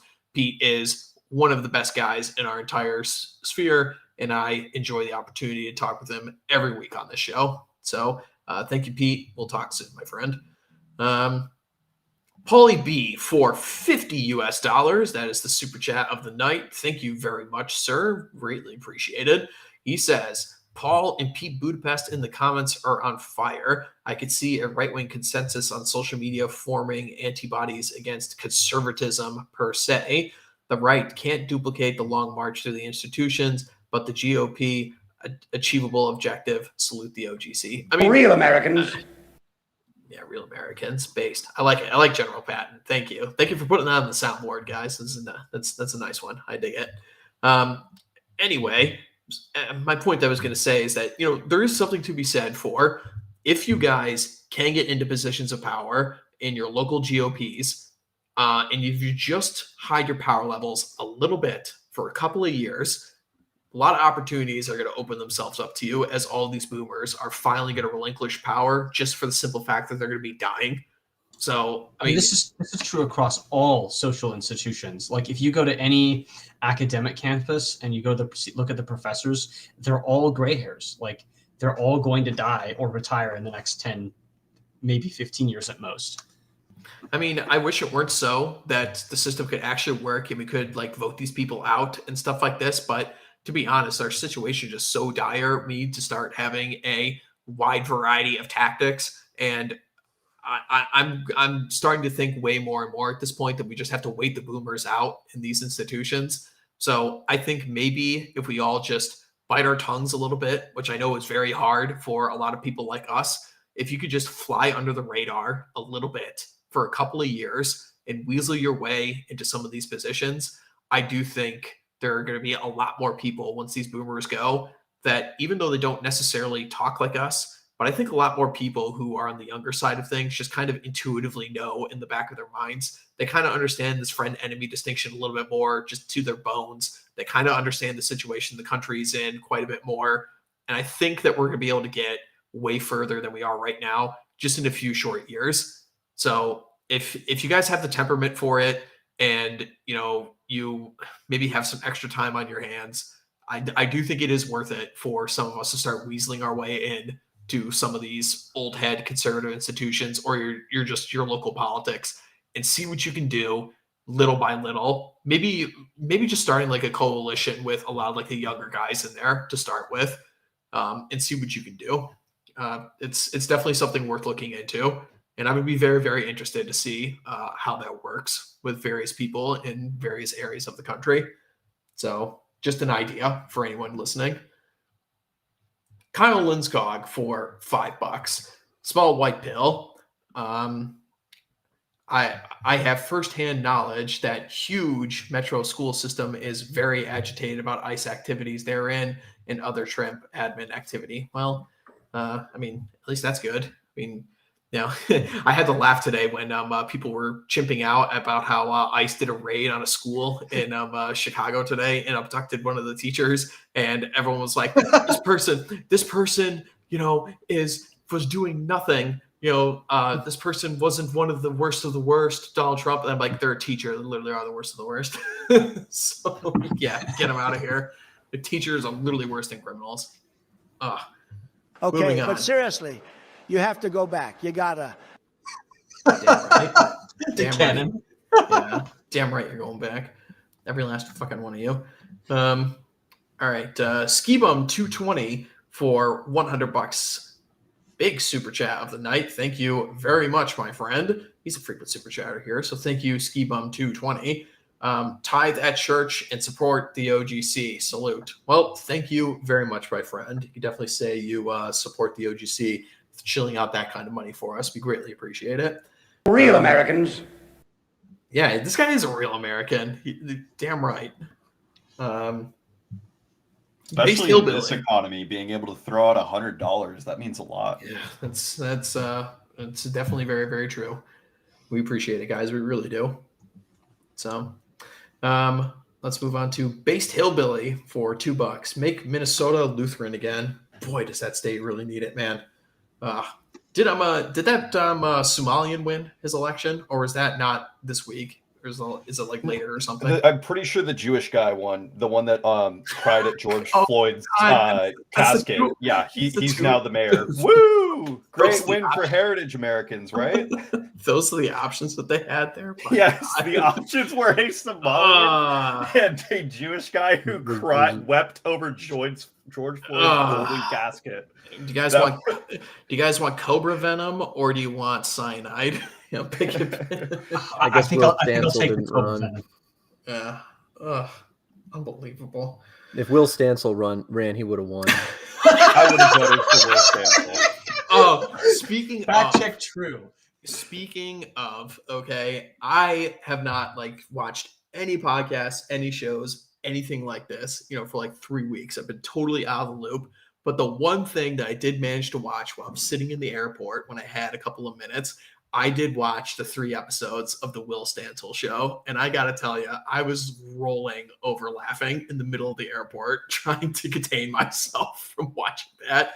Pure gold. Very, very funny.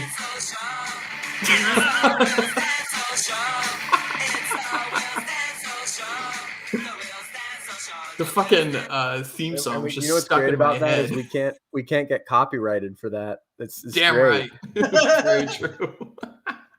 It do be like that, Mr. Fahrenheit. So, all right.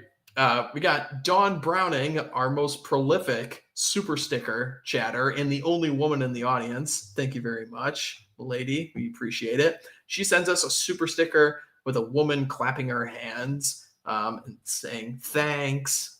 Much appreciated. Thank you. Jay Rocket Can for $2. He says Nick F is containment. I'm not commenting on, the man himself. I'm just commenting on what he is being used for. And I would agree with that is the goal of the regime, to use him as such. You can be a tool for the regime willingly or unwillingly. And I would say in his case, that's just what people are using him for. So he's the latest boogeyman for sure. Exactly. I mean, it's what Richard Spencer was in 2016, Nick Fuentes is now. And that's not a mark on anything the guys actually say. It's just a mark on how the game is played. So, and Jay Rocket Can again for $3. He's talking about Nick F again. He does nothing to create parallel institutions and thus is no threat and can be pointed to as a boogeyman to crack down on the right. Well, it's all the same stuff we were talking about earlier. So we can move on. Vatican Banker for $25 explained to Boomer family member today that we need high agency guys to move to big cities and work in law, finance, tech, media, etc. They thought I was crazy for not wanting to live in a bunker. I love them, but in a sense, they got us here. I mean, listen, guys, my buddy Aaron Clary says this all the time whenever he's on any of his streams. You just have to put it into your brain, especially if you're a young guy, if you're a millennial or a Zoomer. The adults literally know nothing. Okay, they have nothing to offer you whatsoever. They can't offer you anything about career advice. They can't offer you anything about relationships. They can't offer you any advice about politics. You literally just have to ignore these people and literally everything they say. Just period. Boomers are like little children, right? I definitely got this sense recently with my own dad. They're just in their second childhood, right? They're all above retirement age, and they don't know anything about anything. Their life experience is decades old. It's not the same. It's not even like a malice thing either. With most of these people, it's just, when it really comes down to it, it's like they grew up in a country that was over 80% white, man, and the country is less than 50% white now, and that's in such a short period of time when you have such a huge demographic change like that, and how all of the major I guess we call it the major institutions of society, whether it's how people meet for relationships, whether it's how people buy homes, the education, the job requirements, the way politics works, everything is just completely different from when they were our age. And so you really just can't take anything that they have seriously. You're better off doing the exact opposite thing every single time, and you'll probably end up in a better situation. So don't hate them for it. It's just what they are. Especially if they're your own family members. Don't hate your own family members, man. But you just got to understand, they really just can't help you. What it is touching on, though, there is that impulse to retreat that you've seen in the right for so long, or in just white people in general, right? Like since in the 1960s and 70s, you had white flight out of the cities into suburbs. And then after, when you had places like California and New York and all these other places start to become just absolute hellholes, they then flee those states into other states. And now what you're seeing in this same impulse where it says like live in a bunker, it's getting at this entire idea of homesteading, of all this other things, where now the impulse is flee all of society in general, go build a cabin out in the woods and then just go live there. At a certain point, you just simply have to stop retreating and start actually doing things like moving into the big city that everyone fled from and working in these areas to where you can actually then cause directional change. Because if you simply continue to retreat over and over again, eventually you're just going to be, the last cow that's slaughtered in the slaughter, in the line. That's all you're going to be. And so you do need to avoid just bunkering down, just pure homesteading. Yes, you can do stuff from a homestead, but you have to, in some level, have men that are actually in touch and in these places in order to reorient society. Otherwise, it's all just going to crumble. Yeah, it's just a Panda Express argument all over again. Yeah, exactly. Alrighty. We do have two more topics we're supposed to be covering. We've kind of been discussing super chats for like the last hour, so at least we got that going for us, But we got major pay pigs in the audience here tonight. We thank everyone who listens to Pony Express Radio, and I have missed it being gone for the last month or so at this point. So it's nice to be back, and people are in a generous mood tonight, so I appreciate it. But we do have other things we're supposed to be talking about, so. Speaking of air flying and taking vacations and moving about the world and everything, air traffic controllers in the wake of the government shutdown, which is now the longest in history at this point.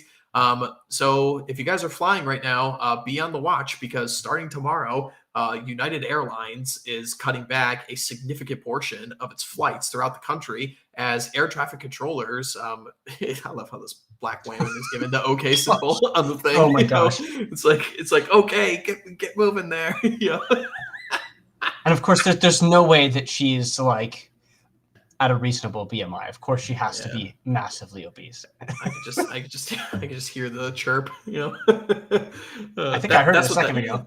That's what that old white guy is to her left. I'm grunging about right now. He's like, God, can you just change the fucking smoke detector batteries at your desk, woman? Trying to land planes here. Beep.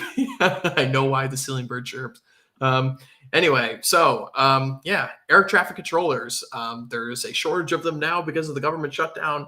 Everyone be aware of this, because they're not only just delaying flights, but they're actually canceling whole flights outright across the entire country. And it's actually a significant amount at this point, and at major airports as well. It's not just like hole in the wall airports. So everyone be on the lookout for that right now, and expect that it's only going to get worse, because from my understanding, this shutdown literally hasn't moved the needle once. Like it's not going anywhere. And my instincts are telling me this is probably going to last until next year, because nobody does anything in Congress during the holiday season. Literally nobody. Everyone goes home. Nobody's there, and they probably won't be doing anything until January. So that's my gut feeling on this one. So Merry if you guys are Christmas. Merry Christmas indeed. So but hey, if you guys have a golden opportunity now to drive, everyone should be driving across America. It's the easiest country in the world to drive in. Just take the extra time, put it in your schedule, have yourself a grand old American road trip. I myself am about to take one, heading back down to the Southern Command in warm Florida. So everyone, take the opportunity, get behind the wheel. It's the only way to experience the United States, in my opinion. And you could do it. You could do it right Some of now these- because these all the women national they parks say- are open. They're so stupid. Yeah. We just had another plane crash today too. People saw the UPS one that went up in flames. Very tragic that. But yeah, everyone start driving. Avoid your flights. Plan accordingly. That's all I'll say. Take the train where you can. Yeah. Be aware of Devontae Smith sitting behind you though with his 10-inch machete. But other than that, yeah, take your trains. It's definitely safer to drive. I would much rather drive. Here. And as I was saying about the national parks, I've been seeing some hilarious clips right now because the national parks are technically open because it's American land, that we're all able to enjoy. But there's no park rangers there because none of them are getting paid. So there's like some amazing videos of people like free climbing some of the mountains out. No, And, they're base jumping in Yosemite. Yeah, it's like things you normally wouldn't be able to do, but it's like if you're ballsy enough and you want to go climb in Yosemite and cliff jump off the top of it and go paragliding, you can do that right now. So, I will say this though, I guarantee you who did that, Mandrill, a millennial did that. I guarantee you that's who was doing that. Base jumping? I don't know. No, there was either a millennial or a Gen X guy, but I'm betting a millennial. A millennial. There's a lot of millennials that go to the national parks. That's it's kind of one of our things. Yeah. So, all right, everyone be aware of the air traffic control problem. This is your, I don't know. Have we ever done like a public service announcement on an OGC stream before in this manner? I don't know. We certainly have now. So everyone beware of flying right now and check your flight logs. So, and the other public service announcement we got to get to, we kind of made reference to this when we were talking about various chimping at our leaders for being incompetent, but we got new numbers coming out about the medium home buyer age right now. So let's pull this one up. This is from Fisher King, who is an excellent follow on Twitter, by the way. Everyone should check out his page. He tweets some pretty good stuff.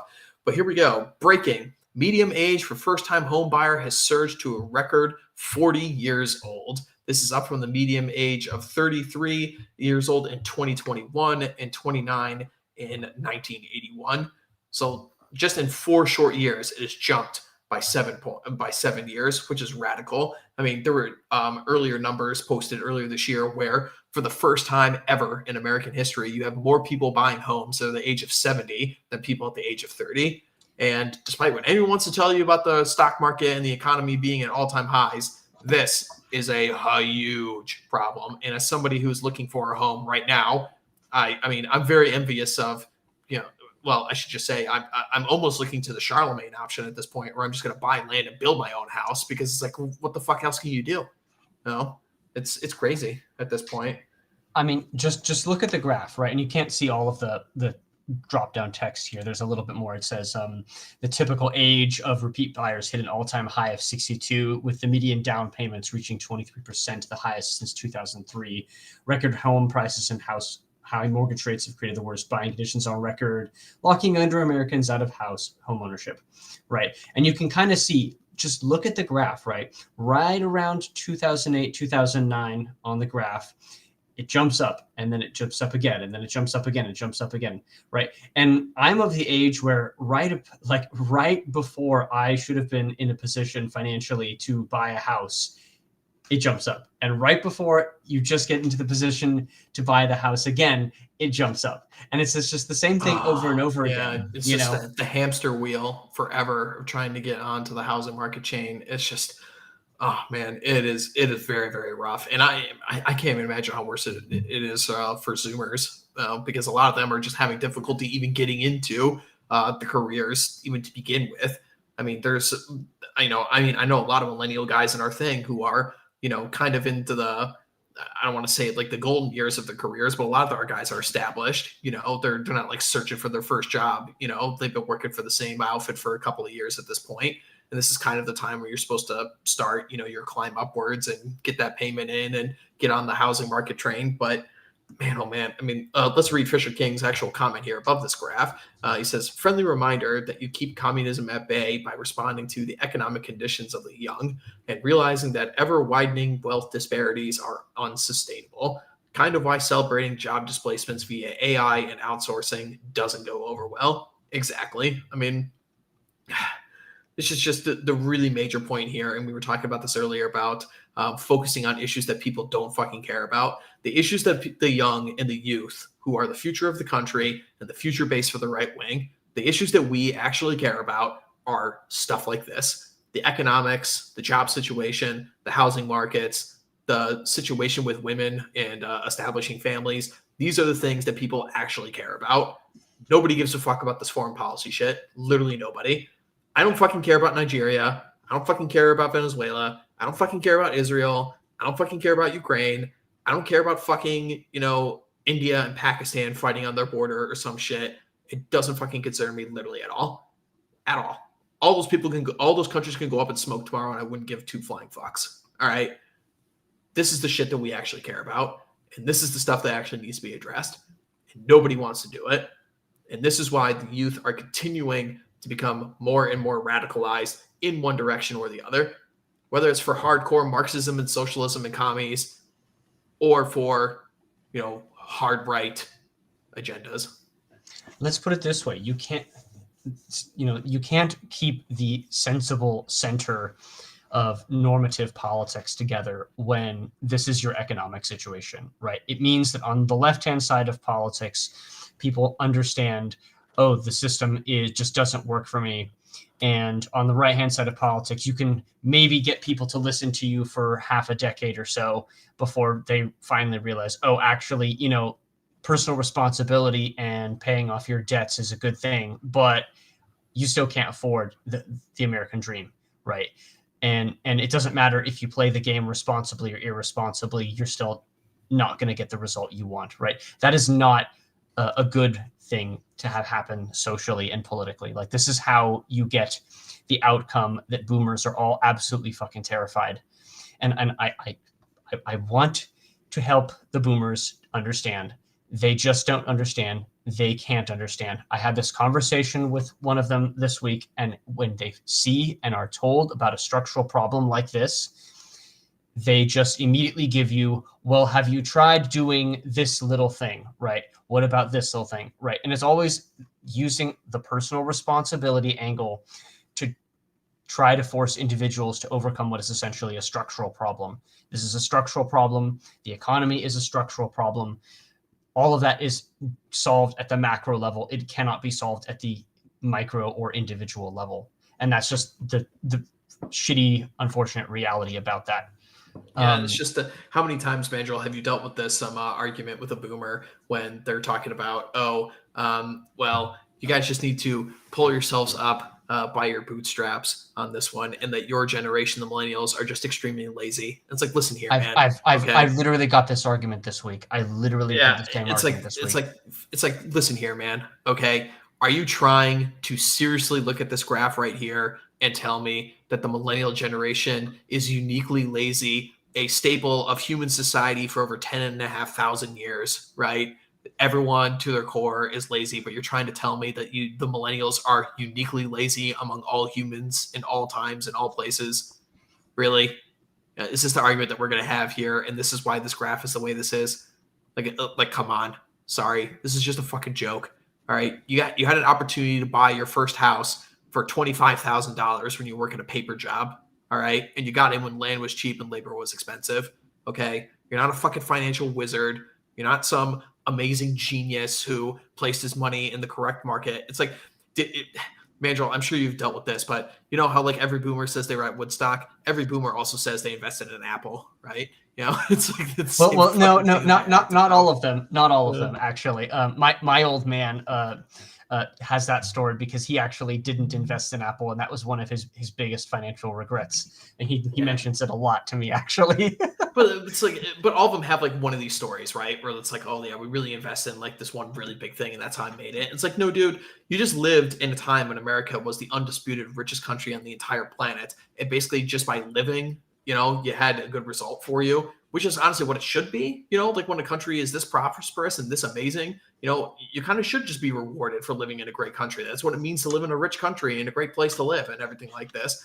And I just can't get over this fact that the boomers are just completely content with that statement of, oh, I want my kids to have it better than I do. And this just completely goes over their heads. They just don't understand that the country is a fundamentally very, very different place than when they grew up. Just look at that 1971 graph is insane, right? Because when you look at the productivity, right, what versus pay, what this tells me is you have had a very, very a slight increase of pay, but you're working literally twice as hard. Your productivity is increased since 1971 by 100%. Like you're literally working twice as hard for this almost the same amount of money, right? You're not. And this is before you factor in inflation, right? I mean, the inflation rate, like the Federal Reserve recently dropped once again the what is it? The Federal Reserve discount rate or federal funds rate by like 25 basis points. All right, whatever. That's not going to move the needle all that much. They've done some other like twiddly little things, like reducing the loan. It's just rules so and all amazing. that. It's so amazing to me being out of the country for the last 3 weeks and seeing the exchange rate and seeing what I can get versus like what I get here in the United States for the amount of money. And you just realize how much of a sheep shearing operation, to quote Bronze Age pervert, like the American economy is at this point.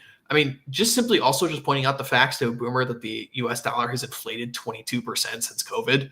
It's just fucking crazy, man. It is nuts. It's like getting an order at McDonald's is like $15. It's just fucking stupid, man. Everything is just so expensive. None of the jobs are there because they're all taken by foreigners. Everyone is taxed to shit to pay for more things for foreigners, more gifts for people. And I'm just expected to lay back and take it. It's just so fucking frustrating, man. I mean, like wealth disparity in terms of,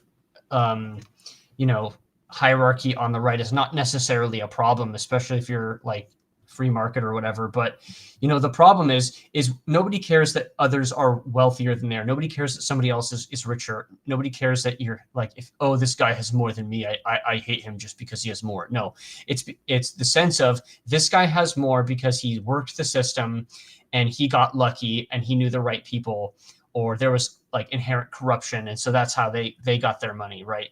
And when you see the income disparity in this way and the facts of why you are in the position you are, and when you get the response of, hey, can I please have a job? No, you didn't write your resume in the correct fashion that HR would like you to.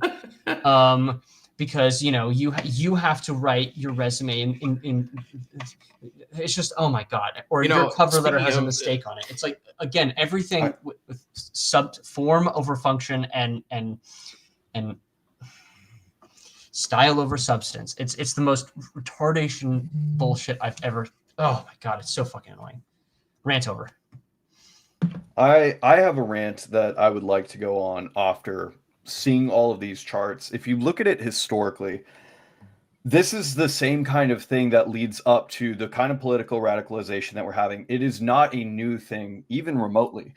These things can be paralleled all throughout history. You can see it in the rise of Caesar. You can see it in Napoleon. You can see it in the Weimar Republic. You can see it in the Spanish Revolution. You can see it in the American Revolution. Every time that there is a situation like this that people just have to deal with on the ground that is clearly and drastically taking away from their just general beneficial way of life, they seek to then change and remove the old system. And I can't recall very many historically where the old, nothing comes to mind, where the conservative side of that sought to hold that system and not make a change and not move forward survived. Now, what you also see often is you have the left-wing element, you have the right-wing radical movement that we'd be a part of, and then you have the conservative element. We would not line up against the walls and destroy the conservatives for the most part. We would likely be more willing to be more favorable to them and shelter them if they were to do the same for us and be willing to do so. And when you have that happen historically, that is where they make it through. That is where our revolutions, our changes succeed, versus the left, who would just as soon destroy all of us together. We got to get there, though. We're not there yet. I mean, frankly, there's no one who wants to step into into that role. No one has sufficient will. No one has a sufficient cadre around them to make that will occur. I mean, I was talking to a good friend of the club, brother of the club, Mr. John Eston Cook, earlier today, and he told me that we're currently running into the same problems that the populares ran into, right? Is that, look, like, you've got this upswell, you've got this upsurge, but the system, the conservatives within the system are so entrenched that the populist momentum, it seems like it's almost like a dam. It's almost like waves that are going to break onto a wall. There's not much you can do to stop it. And Caesar was marked by the introduction of the military into politics.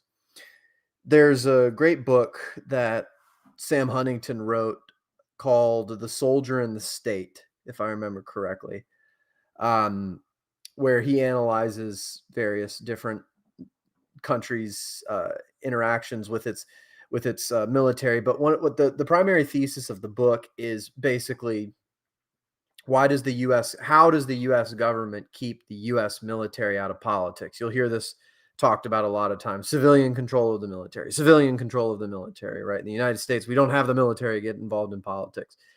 When historically, the military is involved in just about every single nation on earth, right? And the way that the U.S. government has done so, particularly since the Korean War, where MacArthur was, there's a biography of him called The American Caesar, right? Where MacArthur really first tested this with Truman, and Truman just fired him, right? Is because MacArthur was conducting his own foreign policy. He was disobeying the creating his own decisions, and Truman just couldn't stand that, and MacArthur got fired, and nothing happened, right? But this is the thing: is how the U.S. government keeps the military out of politics through the myth of the professional soldier, right? Through this myth, which is not true, that political engagement is detrimental to military effectiveness. Military effectiveness is impossible if you're politically engaged. And they reinforce this through books like Once an Eagle, other things like that they put on their reading list to keep this ideology strong within the officer corps, particularly. So functionally, right, like Caesarism doesn't start getting marked until the military starts getting politicized. Now, National Guards, as we've seen recently, have started to get politicized, which is a step in this direction. Governors are starting to use their National Guards more and more, right? But as far as the active duty, I mean, I will say, like, that this myth is breaking down, but it's not breaking down in our direction. Have you guys seen the articles that have been put out? Like, hey, generals, you should totally coup Trump, because in the name of democracy, it would be great. This is the thing, like this myth is starting to break down, but it's not breaking down the way we want it to. It's breaking down where most of the military high command, and for those of you who think that the military will just disobey orders, you don't understand the animal you're dealing with. Yeah, maybe you'll have some one-off, two-off guys abandon, desert. That's the most you'll probably get. You're not going to have whole coherent units flipping unless they're politically controlled, right? This is not how the military works. The military is entirely based around chain of command. It's the way of being in the military, right? It doesn't matter who your officer is or what they believe. You obey them because they're your officer, right? Otherwise, that's mutiny, and then no one knows who's in charge, right? So this is why, if you have politicized generals, the military will pretty much do whatever they want. Is that Flynn? There, Prince. Oh, that's sorry. That's Eric Prince. Yeah. I don't find Eric Prince very interesting. I know a lot of you guys do. I don't find him very interesting at all. But anyway, but suffice it to say, Eric Prince is indicative of kind of where we're going, where private armies or like armies with private loyalty will start becoming more and more and more of a thing, because this always happens at this level and at this era that we're in, right? So you're not going to really start having Caesarism in any real meaningful sense. Trump is closer to Crassus than anyone, right? You're not going to have Caesarism in any meaningful extent until you start having private military resources. And that's on the way. But like until like, say National Guards or the US military, right, starts going one way or the other, we're still going to be stuck in this like in between moment. But then when Caesarism comes around, that's when, you start having real societal breakdowns. So you ain't seen nothing yet. Oh no, it Buckle can up. get so much worse than what it is right now. Indeed. So, I don't know about you guys, but I am totally invigorated and totally trusting of the establishment GOP and the Republicans who are in power like they have never been before in my lifetime, with all three branches of government firmly in their control. I really trust them to tackle these big issues that we're talking about right now. I'm really looking forward to see what they're going to come up with next, guys. I don't know about you. All right, let's power through the last bit of super chats and then we'll call it a night. So, moving on to Cal Trask, good friend of the show, for $5 says, remember to all Ohio patriots, as the gubernatorial race heats up, be sure to vote for Dr. Amy Acton's sweet, sweet ass. Yeah, there we go. I would sooner vote. Vivek. Yep. Spite. Yep.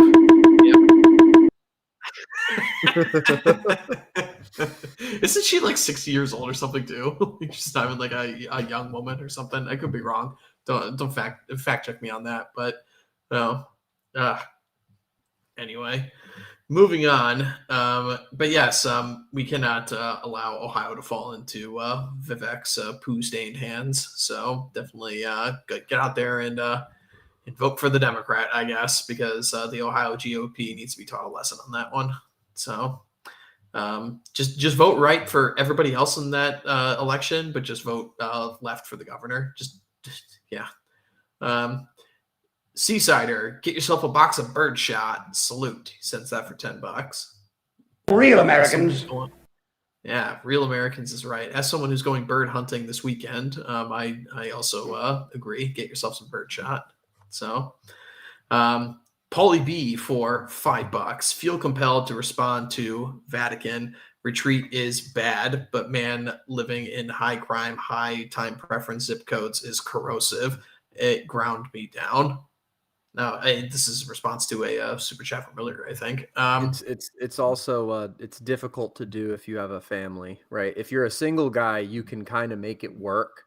But if you have a wife or kids or anything like that, you're not living in any city center. You might be living in like the suburbs right outside of it, but you're not living in any city center. Yeah, I mean, there definitely is a point to say too about the corrosive element for it, and I think it does affect a lot of our guys as well, because just temperamentally, it's tough for us to live in a lot of these big cities, just because a lot of the advantages and amenities you find in these cities are very, very shitlib coded, and there's just not a lot of us there. So I definitely understand how it can definitely be very taxing and grinding for you, but at the end of the day, if you do have the opportunity to do it, please do. I mean, I know people like to make fun of like Cringe Walker and stuff for living in New York, but we need people in these places, man. And some people are just temperamentally, better suited for that lifestyle in that place. I mean, can you imagine Cringe Walker in the middle of the countryside? Come on. All right. Moving on to P Budapest. For $5. Boomer rage is a thing too, man. Hell hath no fury like a boomer mildly inconvenienced. That's very true too. Mandrill, I'm sure you've gotten this in a conversation where eventually when you just get the boomer in a checkmate conversation wise, they just get really, really angry and start yelling. Yep. Like demand to have the conversation over. Yep. So there's a lot of that. They're not called boomers for nothing. Yeah. Yeah, I think the thing that really gets me and amazes me, Mandrill, about these conversations is like I've been right about literally like every single political development for years at this point, and you'd think like, oh, there might be something this guy has to say. It's like, no, man. Like Fox News knows all. Jay Rocket Can for $3. Sorry for the double chat. Noob when it comes to entropy. Institutions are the priority. Newly joined the old line league and excited to help build the future. Well, we appreciate you coming on the stream, man. Real Americans. Thank you for. Yeah, you're a real American. I got to get used to this patent, thing. I dig it though. Whoever's idea that was, I like it. So yes, you are a real American. Thank you. He sends us another $3. Euphemism: Americans only ride light rail. You don't have to worry about long distance trains. Yeah, it's probably very true. I mean, I'm not so sure about that because when I Amtrak'd from Fayetteville to Richmond, I saw quite a few of euphemism Americans present on that train. Well, actually. So actually, not I mean, quite that euphemism. Yeah, not Americans. quite that one. We got the wrong one. I mean, it should have been tipped off because it was Fayetteville. Right? Fayetteville is the hometown of George Floyd. If any, that was where he was born. Is that actually? Was he actually? And from there? there are many George Floyds who live in Fayetteville. That's hilarious. Oh goodness. Amazing. Yeah, this is the thing about base towns is that base towns tend to be places where this particular group of people clusters. All right, we got Pete Budapest again for $5. As Peruvian Bull has said, we are fast approaching the point where we have an economy made up of exclusively of and for people over 70. Yeah, we're already there, man. Totally already there. So moving on to Cal Trask, our final super chatter of the night for $3. He says, would have taken RedHawk to appreciate a fellow cougar hunter. Apologies.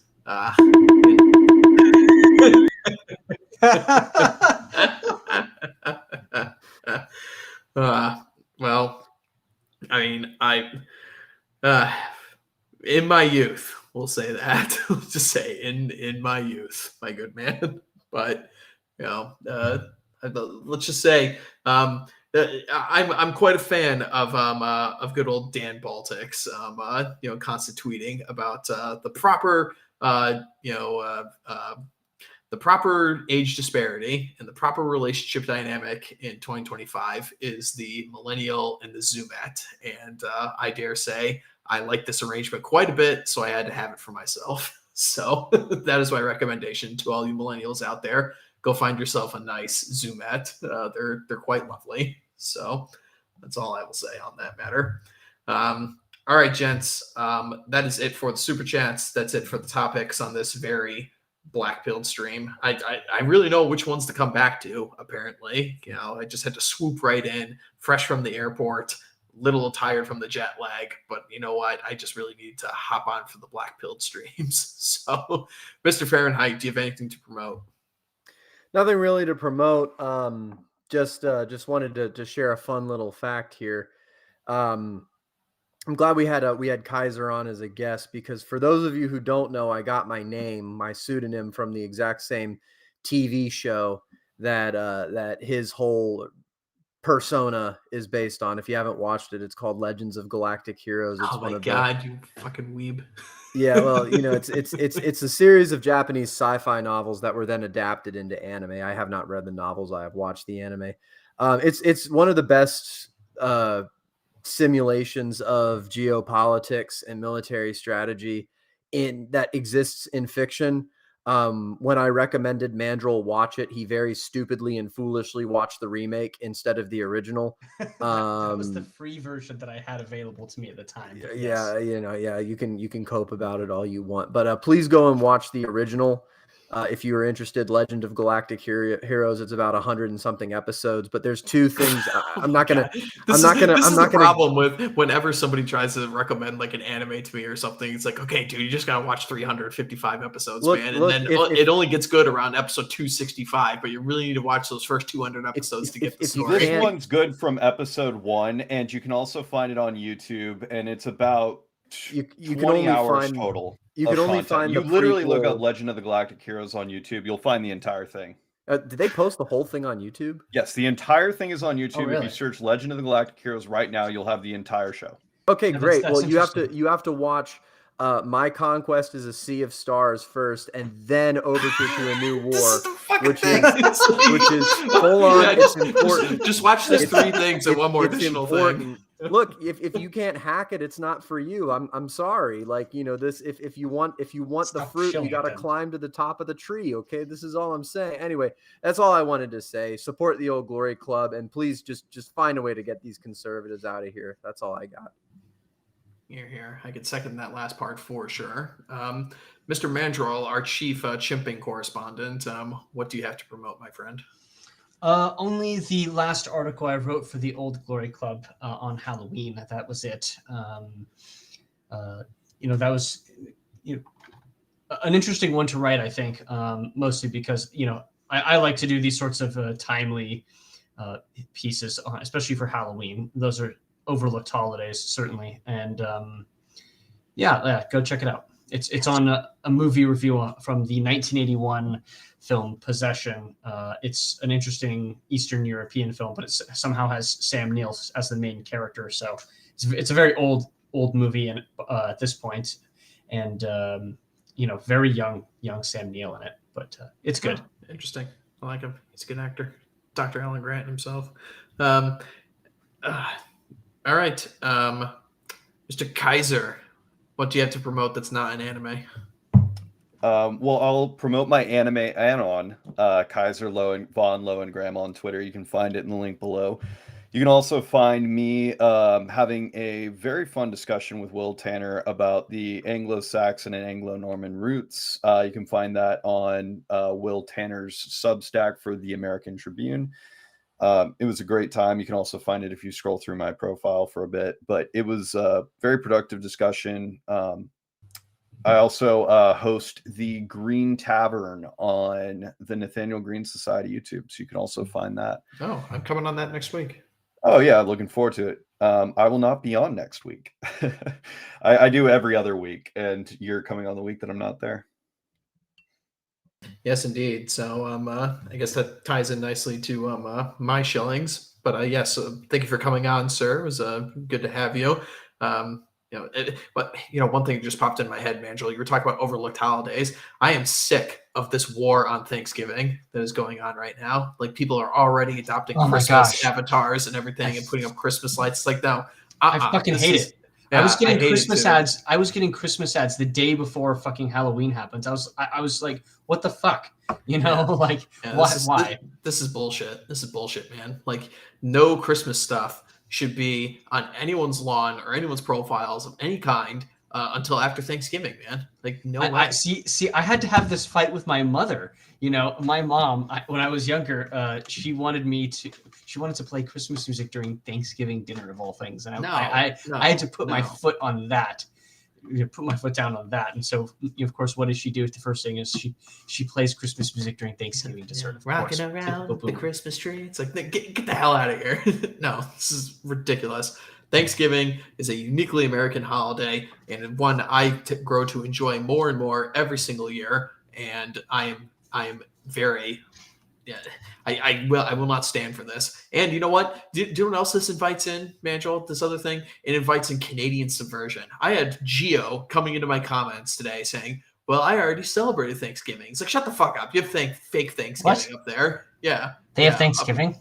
Yeah, Canadians have a Thanksgiving, but it's on the 1st of November every year. Oh, well, that explains that. Yeah, it's their fake Thanksgiving, they have there. It's not real Thanksgiving. It's like, well, I already had Thanksgiving. It's like, well, I guess you just failed the breakfast question, Gio. So nobody cares about Canadian Thanksgiving. All right. So anyway, but Moving on to my shillings, as mentioned, yes, I will be on the Green Tavern next week with the Nathaniel Green guys. I'm looking forward to that one. I was going to appear on Drive Time Movie Night with Cap and Mike of Pole, but unfortunately I had to cancel because I was just way too tired from the jet lag and stuff. So I think I will be making a return to Drive Time Movie Night sometime in early December. So be on the lookout for that. And I will be having other appearances in the future. I'm very scatterbrained right now, very, very scattered. Gone for 3 weeks. It does a number on you for trying to get everything set up again. So I will be around. I will be tweeting as normal where my appearances will be. So be on the lookout for that.